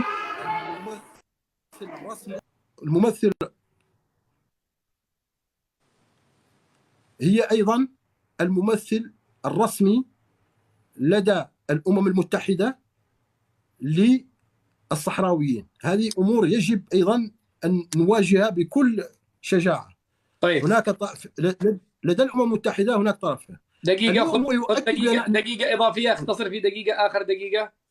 نعم، المهم هذا يدل فقط أن إذا كان هذا هو الطرف المباشر للمغرب في الأمم المتحدة وإرادته محتجزة، ولا يحتاج أن يعني أذكر من يحتجزها. فهذا يعني أن الحل سيبقى كذلك ما دامت البوليساريو لا إرادة لها. هذا فقط ما أريد أن أقول. أشكرك. ابقى آدم، تفضل يا آدم. يا أخي الدور تبعي أنا، حرام عليك. دقيقة يا سامي، أنا موفرك خلل عشان ترد على الكل. آدم تفضل. السلام عليكم. عليكم الله السلام. يجازيك خير، تحياتنا لكم ولكل الأخوة اللي حاضرين لهنا. يعني ممكن ندير بعض التعقيبات على الأخ يعني على الشجاعة وغير ذلك، وعلى منطقة البوليزاريو وموريتانيا وغير ذلك. إذا تكلمنا بشجاعة يعني كما قلت الأخ الكريم، يعني ممكن يعني تقدر تقول ثاني بكل شجاعة بأن يعني المغرب، بل المغرب يعني احتلت الصحراء الغربية، ووصلت الصحراء الغربية عندها تاريخ بكل صراحة. هذه لازم الشجاعة الإنسان لازم يتخذها. ولكن يعني انطلقنا إلى النقطة أخرى. على أساس 1969 الحسن الثاني طلب بترسيم الحدود ما في منطقة إفني، ولماذا لم يطالب بالصحراء الغربية من طرف إسبانيا؟ لازم تكون عندنا شجاعة نتكلموا في هذه الأمور، وتكون عندنا وسع النظر والخضوع إلى التاريخ، وليس يعني للكلام يعني ممكن يعني بعض الكلام. آدم، أنت قلت أن للصحراء تاريخ عريق، يعني كيف؟ ربط لنا كذا حقائق تاريخية. من حكمها؟ ما هي العملة؟ ما هو الرئيس؟ ما هي الدولة التي حكمت؟ العملة تصنع. إذا يعني لاحظنا يعني في الحروب، يعني مثلا الجزائر استعمرت من طرف فرنسا 132 سنة، كان يعني الفرنك الفرنسي اللي يمشي في الجزائر وليس الدينار الجزائري. يعني هذه بالنسبة لي مثل ما نقولها يعني هذه أمور تافهة يعني بالنسبة لي. يعني صناعة العملة هي يعني أبسط ما يكون. دقيقة آدم، إذا كان المحجوب السالك عندما سألته سؤال مباشر، يعني عندما جاء المستعمر الأسباني إلى الصحراء من وجد فيها؟ لم يقل دولة ولم يقل حضارة، قال مجموعة من القبائل، بدو، رحل، بس. هذا التاريخ. إذا رجعنا للتاريخ أكيد حتى المغرب لم تكن يعني هي مملكة فاس ومملكة مراكش. يعني بكل صراحة هو من صنع المغرب أو المروك هو يعني الجنرال يوطي. يعني بكل وضاحة ثاني تكون عندنا شجاعة نتكلموا في هذا الأمر ثاني في هذا الطرح. ولهذا يعني ما نخبوش من وراء الستار، ولا يعني نسمى بالأمور بأساميها. هذه وقاحة ليست صراحة. هذه وقاحة. الله يجازيك. نعم وقاحة. أعطينا يعني هذه وقاحة في التاريخ. يعني أنا لا أتهمك أنت بالوقاحة، وإنما أقول وقاحة في التاريخ، في نقاش التاريخ. خلاص رد عليه. سنجيب المعلومات. أنا أعطيك المعلومات. في أي سنة ولد اليوطي؟ سنجيب أنا أقول لك في أي سنة كانت حماية إلى المغرب اليوطي. لا تجيبني بسؤال. في أي سنة ولد اليوطي؟ أنا ليس بأبي لأن أعرف السنة. إذا لم تكن تعرف السنوات لماذا تشكك في تاريخ المغرب؟ بأن اليوطي أتى إلى المغرب بحماية إلى المروك، بحماية إلى مملكة مراكش ومملكة فاس. في أي سنة ولد اليوطي؟ 1912. في أي سنة ولد اليوطي؟ سما احنا رايحين نوليو نديروا نقاش بيزنطي، ولهذا يعني تقول لا هذا نقاش فينيقي ليس بيزنطي. إذا همني أنا في أي سنة ولد اليوطي، أنا لا يهمني في أي سنة. أنا يهمني أين كانت المغرب. تعرف أي سنة ولد اليوطي وبعدها في أي سنة تعين في المستعمرات، وأي مستعمرة تعين فيها أولا، فلا تناقش المغرب. اليوطي عندما تعين ليمثل المستعمر كمشرف على المستعمرات تعين في الجزائر، وعندما أشرف على التقاعد ولم يبقى مكانه في الجزائر، وأنا ذاك الوقت كان بكورونال وتعين بجنرال في المغرب وأصبح ماريشال في المغرب. إذا كان اليوطي قد قام بتكوين المغرب، فقد قام بتكوين الجزائر قبل المغرب، لأنه ترعرع عندكم وجد مقاومة شرسة في الجزائر، ولهذا لم يكن عنيف ولم يستطيع تكوين الجزائر، لأن الجزائر عندما تناقش التاريخ لا تناقشه بطريقة حانوتية. ولا نناقشه يعني بطريقة يعني استهزائية. اليوطي في مذكراته يقول كنت في الجزائر، فعندما ذهبت إلى المغرب وجدت أمة متعلقة بملكها وبسلطانها. وبعد ذلك اكتشفت أن نقول لك فرنسا حاجه قد عينتني بكلام شعباوي، بصحراء لقاها قاحلة. طيبه خوخ. بكلام شعباوي لقى المغرب طيبه خوخ، تسمى يعني رادخين الى لا، أنت الامر. تعترف أن المغرب طيبة خوخ، يعني المغرب بلد، المغرب حضارة، المغرب أمة. إذا كانت المغرب طيبة خوخ فإن الجزائر جافة مشماش. ما كاينش منها، لانه وجد مقاومه يا شرسه، ولهذا آدم تفضل اخي عن اسد. أي آدم، مقاومة ياسر. تتكلم؟ واستقلالك جاء ياسر. باستفتاء. ياسر أنا لا أريد التضاد حتى نحن نحاول أن نستوعب. أنا أذكر في هناك مقطع أخي قصير. الكريم، دقيقة نور الدين، أخي دقيقة. الكريم، أنا أريد أن آدم يأخذ حقه، لا أريد أن يظلم آدم. أنا أنا يوتيوبر لا يظلم عنده أحد مثل النجاشي. فبالتالي الرجل له حق. أنا أعتذر، والله أعتذر على المقاطعة. خلاص ابقى ياسر، لك الحق أنت. أنا أتركك هنا كمتحدث عن المغرب، يعني كمغربي. نور الدين بالحداد ذكر أن ليوطي قال في مذكراته أنه أتى إلى المغرب فوجد عالم ودولة ومملكة وناس وحياة وحضارة، بينما ذهب إلى الجزائر فلم يجد إلا التراب. يعني هذه مذكرات الليوطي نفسه الذي أنت تستدل به يا آدم. كم تريد دقائق أعطيك إياها دون أن يقاطعك أحد؟ كم تريد؟ انا لا اريد كثير من الدقائق. اسال كم قل لي عشان احسبها لك. كم حاجتك من الوقت؟ يعني 2 دقائق أنا يكفي أنا بالنسبة لي.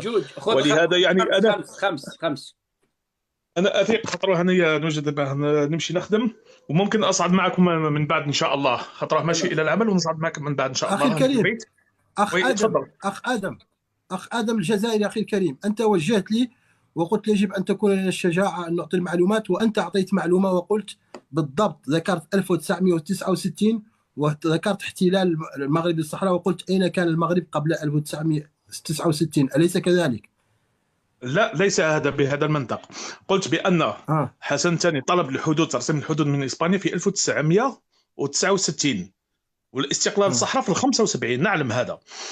ولماذا في آنذاك الوقت قبل ترسيم الحدود في منطقة إفني ولا إفران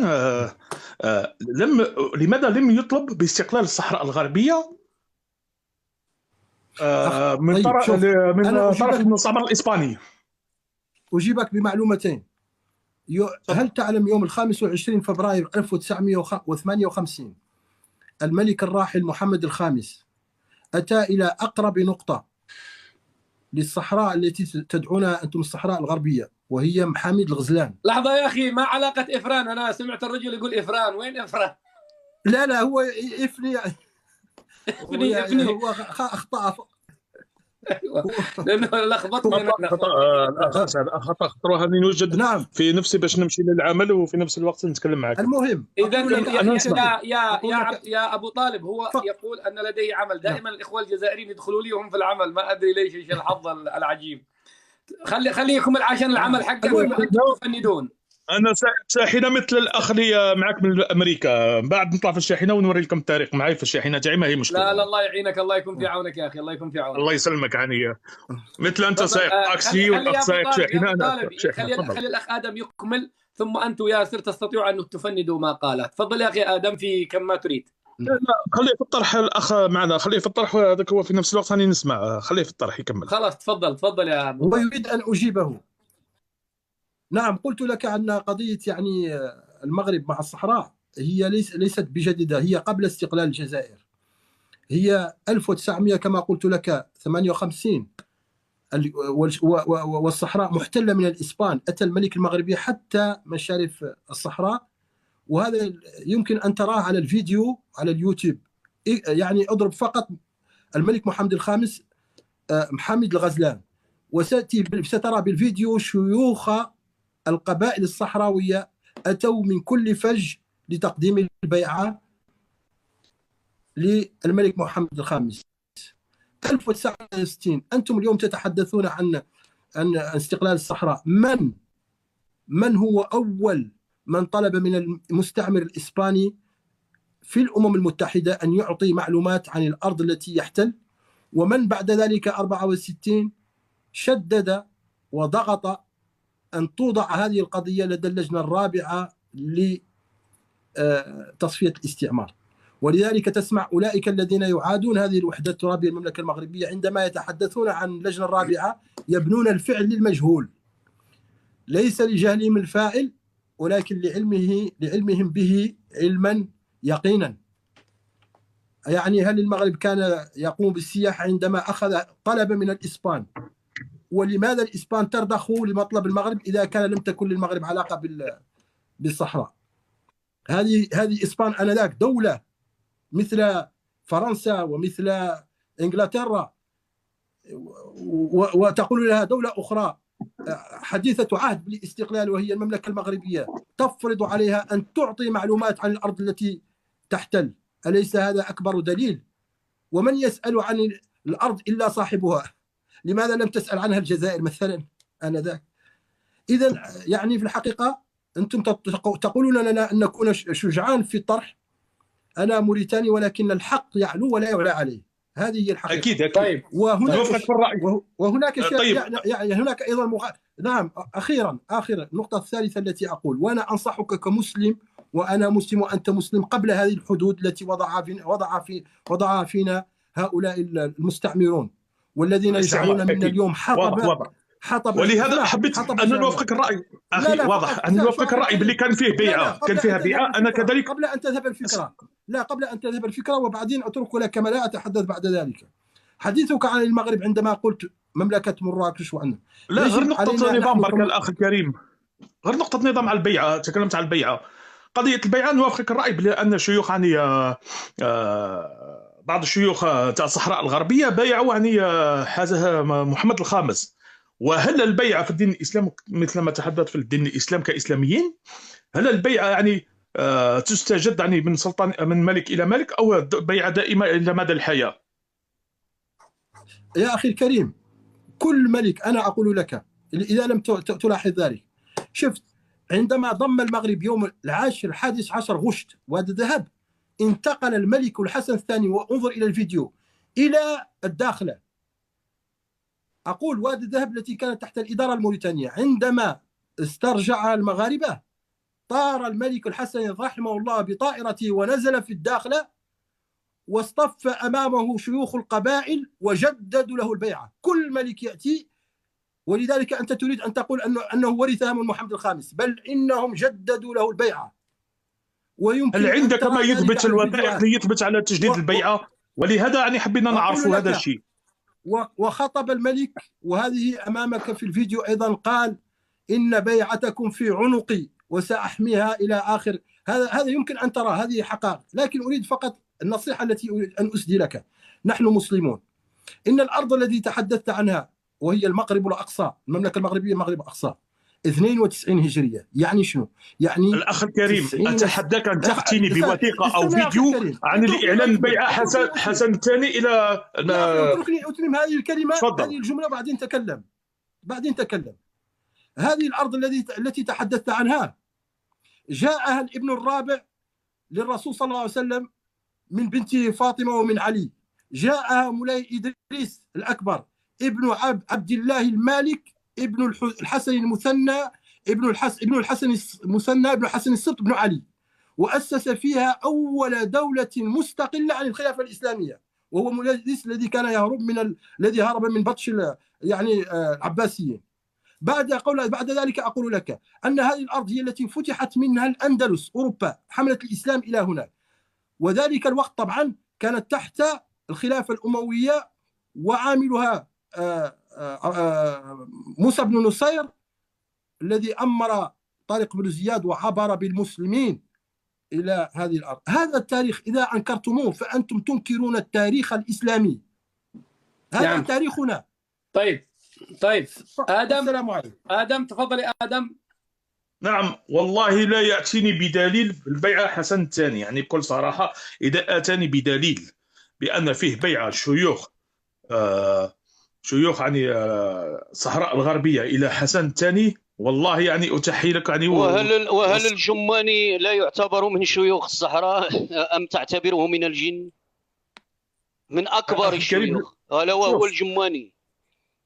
الجماني انا والله لا خائن اعرفه بكل صراحه. وانت لا تعرف شيئا وتضرب يمينا وشمالا لا تقول انت لا تعرف شيئا بالطريقه هذه، وكما نستطيع ان نتحدث هذه اللغات وكتهضر على اليوطي.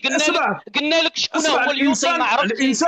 الانسان اذا لم يعرف شيئا فليس العيب ان لا يعرف، العيب الذي لا يعرف ويظن انه يعرف ويستمر في الخطا نتاعو. وانت تغلي وتقلي على الجماني. أنت تكلم معك أسعد الشرعي عن العملة، قلت له الدينار الجزائري، وهل تعلم في أي سنة ضرب الدينار الجزائري؟ أعطيته مثال. معليش لا علينا. هل في 1900 اسمح لي هل في 1912 كانت فيه عملة مغربية؟ من 1912 حتى 1956 لم تكن هناك عملة مغربية، كان الفرنك هو اللي يمشي في المغرب. أنا أتوفر على العملة المغربية من القرن 12، هي عندي في الدار نوريها لك. ما تحكيليش على القرن 12، كان عندنا عملات قديمة، بصح نحكي لك في وقت الاستعمار الفرنسي أو وقت البروتوكول. أعطيني دينار جزائري فرنسية في المغرب، لم تكن عملة مغربية من 1912 حتى 1956. أخي الكريم اسمع معنا 4000 إذا كنت أنت سائق شاحنة أنا كذلك سائق شاحنة، أستطيع الكلام بالمثل. أنا سباغ، أنا لست سائق شاحنة. انظر وأنا البناء. أنا السباغ لست سائق شاحنة. شفت؟ أنا السباغ. أنا كنت أكذب عليكم أقول لكم سائق شاحنة. أنا لست سائق شاحنة، دبر على شي مين أخر. وأنا البناء. ايوا هاكا كتبقاو تابعين هذا ياسير غادي يحمقكم. اسمع، لو اعطيتني دينار ضرب، اسمع، لو اعطيتني دينار جزائري ضرب قبل دخول فرنسا اشتريه منك $10,000. والله فيه نحلف بالله. يلا فيه، بس هل تعطيني انت دينار؟ اسمع آدم، $10,000 بس لا تنسوا العمولة حقي. يلا قبل دخول فرنسا اعطيني دينار جزائري. فيه دينار جزائري بصح في المتاحف محطوط، بصح عكس ذلك واش راهو يحكي هو؟ عكس ذلك خليني نتكلم معاك. عكس ذلك اعطيني انت دينار مغربي من 1912 حتى 1956 نشتريه ب 5000 اورو. تشوفوا دابا ولا من بعد؟ بغيتي تشوفوا دابا حالا؟ كيفاه من بين 1912 حتى 1900؟ نعطيك اللي بغيتي 1912، نعطيك 1800 حالا اللي تندور. لا اعطيني 1900. اسمح لي اعطيني دينار مغربي نشريه ب 10,000 اورو كما تقول انت في 1921. عملتنا دينار مغربي 1921 الدرهم من غير عن الدينار الريفي. يا الدرهم ليس عندنا دينار، عندنا الدرهم. الدرهم الريفي عندكم، غير الدرهم الريفي، ما عندكمش اي عملة أخرى من غير الدرهم الريفي. واش بغيتي تشوفوا حالا؟ أتريد أن تنظر إليه الآن؟ أيوه هات يا ياسر هات. أوكي دقيقة أنا معك. سأشتريه منك ب10,000 أورو وليس دولار. والله أعفيك من الثمن لأنك ستتورط. انا لا اتورط، خاطرها كاينه شكاره كما حنا نقولوا في الجزائر، فيه الفلوس فيه الشكاره. لنا الفلوس، لنا ال10,000 جيبوها لنا انا وعبد ابو طالب، اذا ما تريدوها خلوها لنا. تبغي العمله ورقيه ولا تبغيها عباره عن ورق ام عباره عن نقد يعني معدن؟ ما شئت يا ادم اختار.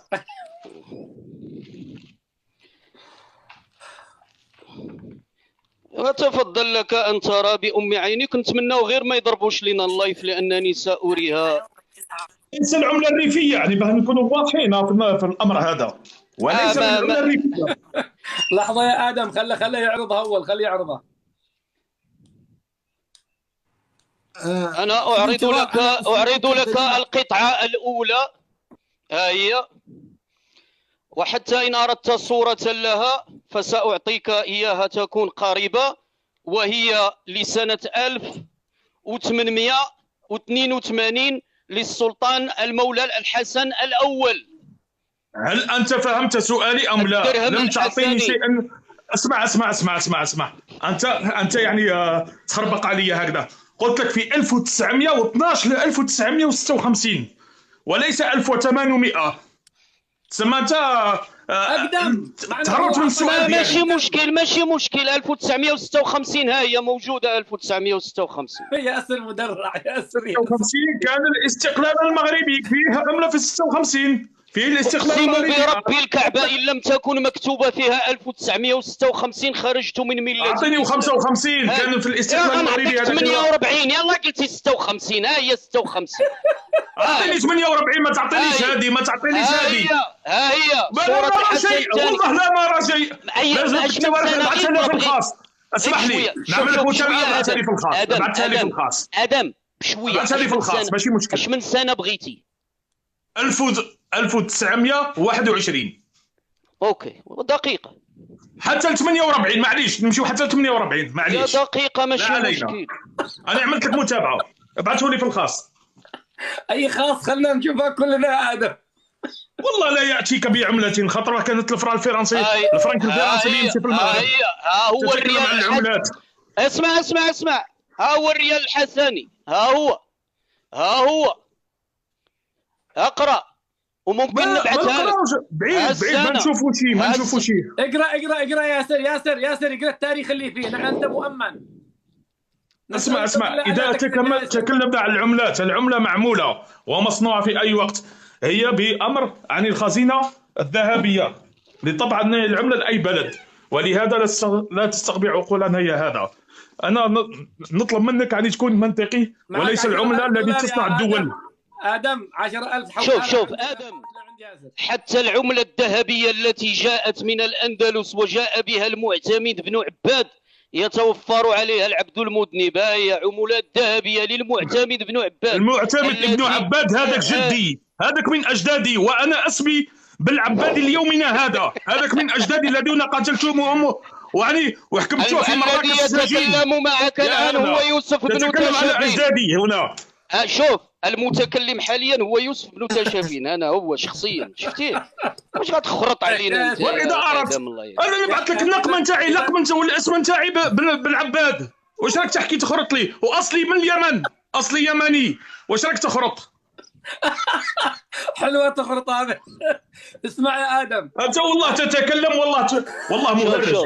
سامحتك الى يوم الدين ولا اريد منك اي شيء. سير الله يسهل. لا ياسر حولها لي يا اخي. 10,000. اسمح لي انا مش نعم 10,000 دولار اورو.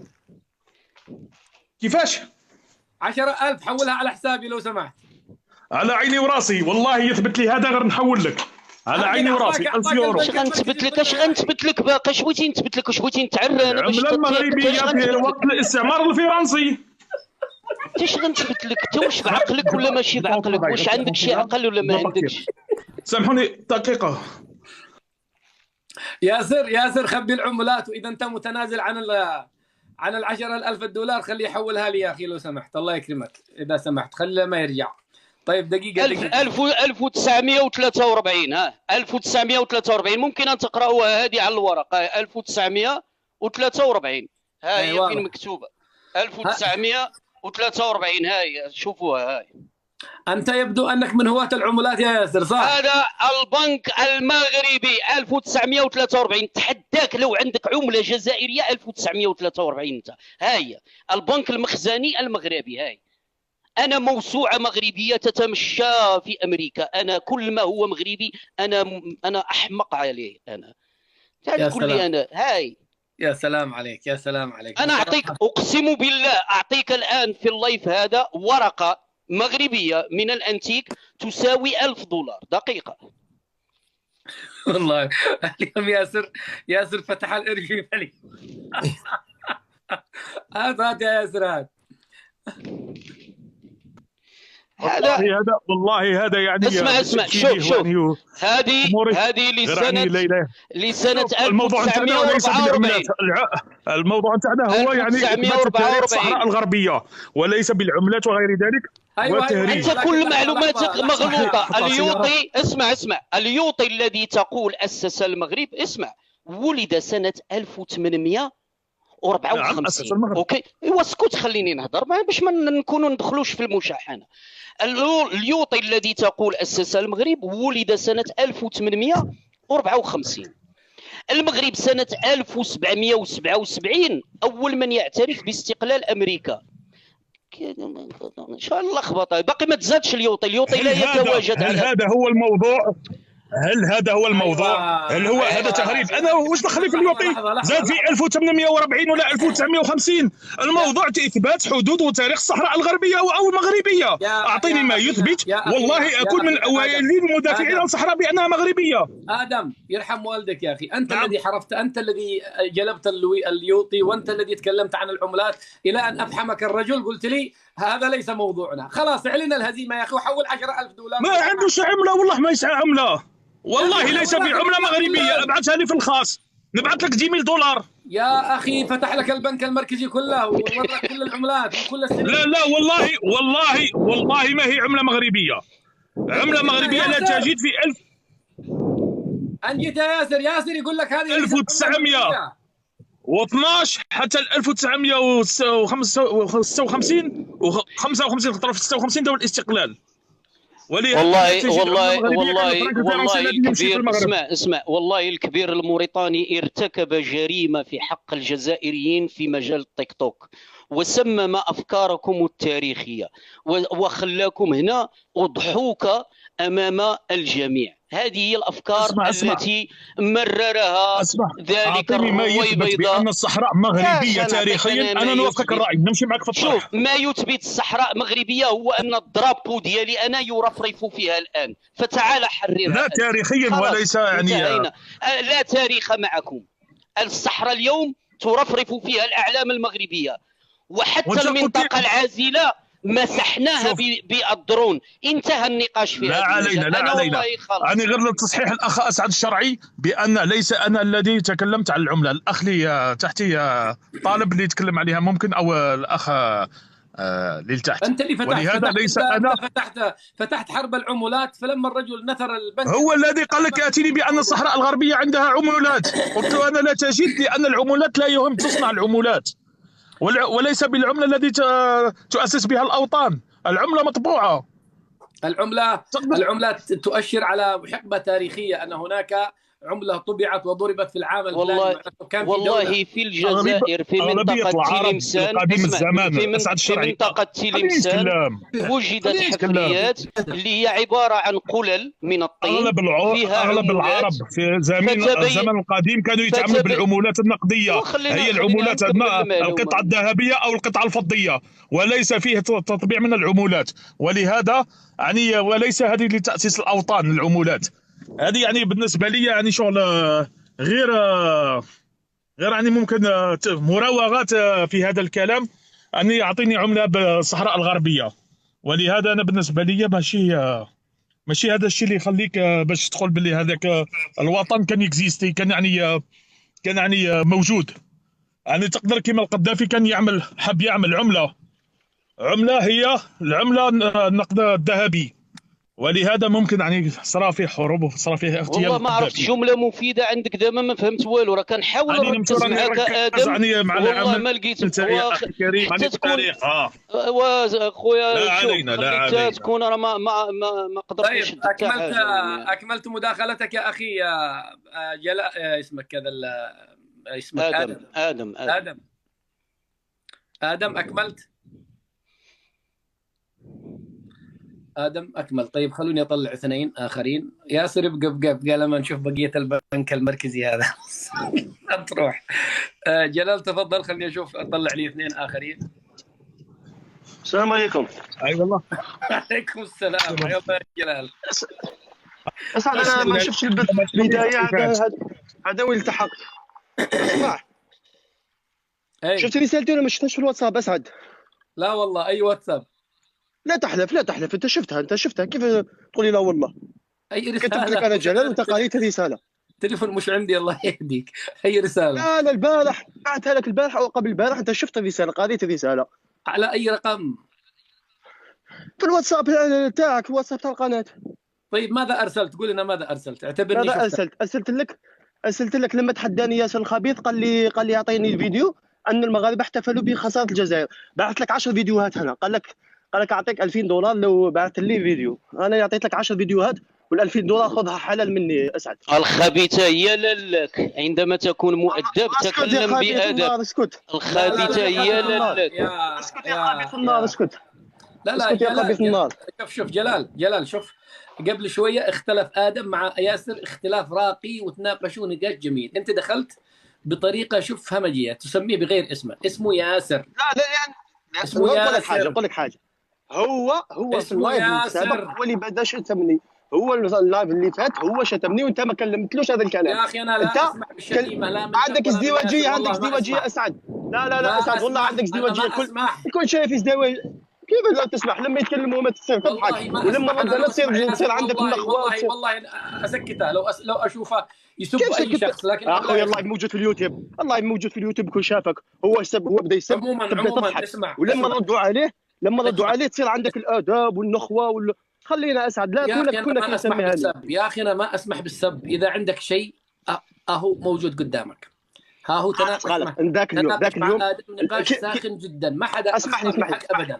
اسمح لي ذاك اليوم كيف انهيت معي اللايف. انت قلت لي جلال ياسر تحداك ان تعطيه فيديو على مناصره على فرحه المغاربه بخساره الجزائر. قلتها لي صح. نعم. قلت لي هو قال لي نعطيك 2000 دولار لو اعطيتني فيديو واحد. انا ارسلت لك يا اسعد يا عالم كلكم تشاهدوا اني بعثت 10 فيديوهات اسعد الشرعي، واسعد الشرعي شاف الرساله عندنا. خلي اسعد الشرعي يطلع عليهم بكل ادب واحترام. لا داعي له تعبر عن اصلك، لان اللايف هذا فيه 4000 الناس او 5000. بين انك انسان محترم على الاقل قدام الناس. اما ولكن انت بعيد عن كل الاحترام للاسف. من يحترم اسمع من يحترم. انا ما نبينش. انا لا داعي لاحترم امثالك، انا ما مفروضش عليا نحترم امثالك. وانا مفروض اني احترمك. والجديد لو مش اسعد اذا مطلع على الجديد في الرياضه يا جماعه يا اخوان. لو مش اسعد ما نتكلمش معك اصلا. انت جلال يا اخي، انت يعني انت كنت في بدايه اللايف تدخل تقول كلام واعطيك الوقت واعطيك مجال تعرض وجهي. انت الان تجي فقط كي تنثر الموضوع وتهرب يا اخي. لا جيت قلت لك اني ارسلت لك فيديوهات وانزل. لحظه انا قلت لك القناه تدار من شخص اخر، مش انا. افهم، انا ما شفتها. فهم الكلام، حاول تكون تستوعب. انا لم ارى القناه ما يفتحها شخص اخر. لا ما قلتها ليش. اول ما قلت لك شخص اخر يا اخي. الله لا قلت لي اليوتيوب، ما قلتليش الواتساب يا اخي. الله يرحمك. خلاص يا اخي، انا مقر انه في مغاربه فرحوا بهزيمه الجزائر. خلاص انتهينا، خرجنا من الموضوع هذا. انت سمعت المحجوب السالك؟ ما انا قلت لك انا ما طلعتش على الموضوع كلي، طلعت على نفكرك وخلاص. خلاص يا اخي، ما يهمنيش. شكر الله سعيك. يلا روح الشغل، يلا توكل على الله. شكرا صح لك اخي، مع السلامه. الله يحفظك. الاخ اللي معنا المغربي يعني الاخ المغربي ولو سمحت اسعد، اذا يعني قال بان يعني الصحراء مغربيه وليس غربيه. استعمرت اسبانيا الى الصحراء الغربيه في 1884، وانذاك المغرب ليس مستعمره من طرف فرنسا. لماذا لم يذهب تحرير الصحراء الغربيه؟ لانها مغربيه في 1884، وكان فيه جيش يعني مغربي، وهي حضاره يعني 12 قرن وغير ذلك. طيب وفي نفس الوقت لماذا يعني لم تستعين بفرنسا كما استعانت بها للحمايه لاطراد اسبانيا من الصحراء الغربيه؟ طيب انا اولا الاخ مصطفى من فرنسا طلعتك مرتين وتسقط من الستيج، لا ادري ما المشكله. الاخ عبد القادر ايضا من باريس، هؤلاء الذين انا وعدتهم يطلعوا. انا لا اراك بين طالبي الحديث يا اخي عبد القادر. في ضغط على اللايف في 5500 في طالبين حديث. ما ادري، انا ما شفت اسمك نهائيا. طيب ادم، باقي عندك شيء اخي ادم؟ في جاوبني يعني نجاوب، نستنى فيه يعني المغربي يجاوبني على لماذا لم تذهب لتحرير الصحراء الغربيه او استعمرت الصحراء الغربيه في هل تعرفوا شيئا عن حرب إفني التي خاضتها قبائل أيت بعمران؟ السؤال جاوبني، تعرف أو ما تعرفش؟ شوف اسمع الاخ المغربي، هذا هو الاسلوب نتاع المغاربه، وكل مره يعني جاوب. انت سالتني عن التحرير، جاوبني على سؤالي نجاوبك على سؤالك. والله لا اجيبك على سؤالك حتى تجاوبني على سؤالك. انا راه عارف ما عندك تجاوب، غير خليني نجاوبك.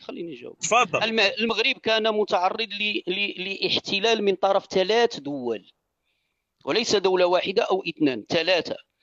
كانت إسبانيا تحتل الصحراء، وفرنسا تحتل ما بعد الصحراء، وكانت إنجلترا كذلك تسيطر على مدينة في الشمال اللي هي تطوان، اللي كانوا دايرينها كمدينة دولية أو ما شابه ذلك. عندما تتكلم عن الصحراء يجب أن تعرف الحرب الضروس التي قادتها قبائل أيت بعمران منطقة سيدي إفني، والتي تكبد فيها المستعمر الإسباني خسائر لا تعد ولا تحصى. إذن قبائل أيت بعمران هل هي مغربية أو ليست مغربية؟ ما عرفتش أنا. بالنسبة لك لا أعرف، أنا كنعرفها مغربية. أنا عندما أتكلم عن مساندة السلطان المغربي للشيخ ماء العينين وإمداده بالأسلحة، ما العلاقة التي كانت تربط السلطان بالشيخ التي أقرها المحجوب السالك الذي تدافعون عنه أنتم، أنهم كانوا يحملون شعار الله ينصر السلطان ويهد الأوطان؟ إذن هذا كلامكم نرده عليكم. ماذا تريد آخر؟ هذا شعار الصحراء الله ينصر السلطان. تتكلم على عبث والله، يعني ما تعطي حقائق، يعني تدلس الحقائق الأخ الكريم. يعني أنا والله لا، يعني تتكلم بأن المغرب أنها قوة إقليمية وهي دولة من 12 قرن، وتقول لي كانت مستعمرة من طرف إنجلترا وإسبانيا وفرنسا. وفرنسا ليس استعمار يا أخي الكريم، هي حماية. اشنو بغيتي يعني تقول؟ والله يعني ما فهمتش اش بغيتي تقول. هضرتي على الصحراء، خليك في الصحراء. أنا أخي الكريم أنا نهبط وليس بالمستوى هذا. وغاهبط والله ما مستوى. يعني قسما بالله مرة ثانية الأخ أسعد الشرعي من بعد إن شاء الله كنعرفوا شي حين نطلع لك يكون عندي وقت أكثر ونقدر نتكلم معكم ونعطيك معطيات حقيقية وليس يعني كلام عن عبث. طيب هذا يعني ما عندك حتى معطى والو للاسف يا اخي الكريم. يعني يتكلم مثل ما شئت. يعني متى ولد بومدين؟ متى ولد بومدين مثلا؟ نسولك سؤال، في اي سنه ولد بومدين؟ انا نهبط اخي، جزاك الله خير. يلا واهبط. انت ما عارفش الرئيس ديالك اللي كان عندك اش من عام تزاد؟ تجي تناقش معنا التاريخ ديال بلادي؟ عرف غير تاريخ بلادك بعدا. طيب ياسر، اشكرك يا ياسر. اليوم انت استلمت البث، يعني انا جعلتك كممثل للإخوة المغاربة هنا. دعني أنت كمل الشغل، خليك إذا تريد تبقى، بس ما خليني والله أستنى السقف ينشف. ما شاء الله طلعت السباغة أحلى ما يعني واحد بدي يناقش معه على الصحراء، ما عارف حتى رئيسه في أي سنة، ما عارف الاستقلال ديال الجزائر في أي سنة، ما عارف يفرق ما بين عملة أو عموما احنا عطيناه وقته كما نعدهم دائما، وهو أخذ وقته إلى آخر شيء واستهلكه، والناس يروننا. وأنا من هذا المنبر والله أجدد لك الدعوة باستضافة الأخ سمير أوريجينال سمير هذا، ونريد على شاكلة سمير، لأنهم يعني شباب أكاديميين يناقشون بهدوء وعندهم معطيات تاريخية، فنتمنى تعطيهم فرصة ويكون لهم يعني حظ في النقاش إن شاء الله. هشام تفضل يا هشام. السلام عليكم. اسعد باغي ندخل مع هذيك قال لك شجعنا حنايا كاميرون. ايش بتقول يا اخي؟ باغي نقول ليه كنا لاعبين نفس التوقيت، كيفاش نشجعوا كاميرون؟ حنا لاعبين نفس التوقيت وما لعبوا مع 8 وحنا لعبنا مع 8، كيفاش نشجعوهم؟ صافي ديال مداخلتي ولا يعاون. السلام عليكم. احد ممكن يفهمني ايش قال الاخ يا اخوان؟ هو يعني جلال يبعث لك يعني مقاطع هي لفوز المغرب ليس لفوز المغاربة. يحتفلون ببلدهم وليس لخسارة الجزائر. لأن ما يفند الكلام ديال خلل، ما يفند كلامه هو لا يحتاج. أنا من هذا المنبر لا أحتاج أن أبعث لك مقاطع، أحتاج أن أقول لك أن تذهب وترى احتفال المغاربة بفوز الجزائر بكأس أفريقيا، وسترى الشوارع ممتلئة عن بكرة أبيها. ليس كالجزائر التي فرض فيها حظر التجوال عندما كان المغرب يستأسد على إسبانيا وعلى البرتغال وعلى جميع الدول التي على بلجيكا، وكان عندهم حظر التجوال. يعني حتى من كان يريد أن يتمتع بفرحة حرموه منها. ولكن أهديك خبر، يعني خبر جميل الآن في يعني ستكون هناك ألعاب الإفريقية لكرة القدم، يعني للناشئين على ما أظن، للاعبين المحليين بالجزائر. فكان شرط المغرب للمشاركة أن تكون الرحلات مباشرة من المغرب. إن لم تكن مباشرة فنحن لن نذهب ولن نشارك.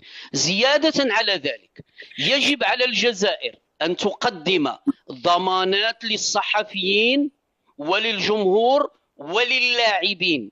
إن لم تقدم هذه الضمانات فالمغرب يقول نحن أسفين. يا سلام. ومن حقكم لأنكم عانيتم في الفعاليات الأخيرة، يعني رفضوا دخول صحفيوكم، وحتى المنتخب ضرب، منتخب الناشئين ضرب في داخل الجزائر للأسف الشديد. الأخ اللي فوق عبد الرحمن. السلام عليكم. عليكم السلام ورحمة الله. أنا جد فرح وجد مسرور بزاف طلعت معاكم في هذا اللايف. أهلا وسهلا ومرحبا. عندي 3 نقاط إذا سمحتي قيدهم عندك، سجلهم عندك لتسأل الجزائريين فيما بعد إن شاء الله عليهم. وعندي عتاب لأبو مهدي. طيب نوصله. وداك مراكش وقعدتي في مراكش 3 أيام وما ذهب بك الأوريكا، وديان أوريكا وشلالات أوريكا. يا هي بالقرب من مراكش، هي بالقرب من مراكش، ليست بعيدة. الله يحفظك. الأيام كفيلة إن شاء الله. أيام إن شاء الله، إن شاء الله أخي ياسر. النقطة الأولى تسأل الجزائريين عن الماريشال شنايدر. من؟ الماريشال شنايدر. من هذا؟ الأخ ياسر يقدر عنده معلومات أكثر مني عليه، يفيدك بالمعلومة. أنت منين عرفتها؟ يعني ليش طرحت اسمها؟ أكيد تكون عارف حاجة عليه. لأنهم يتكلمون كثيرا على اليوطي.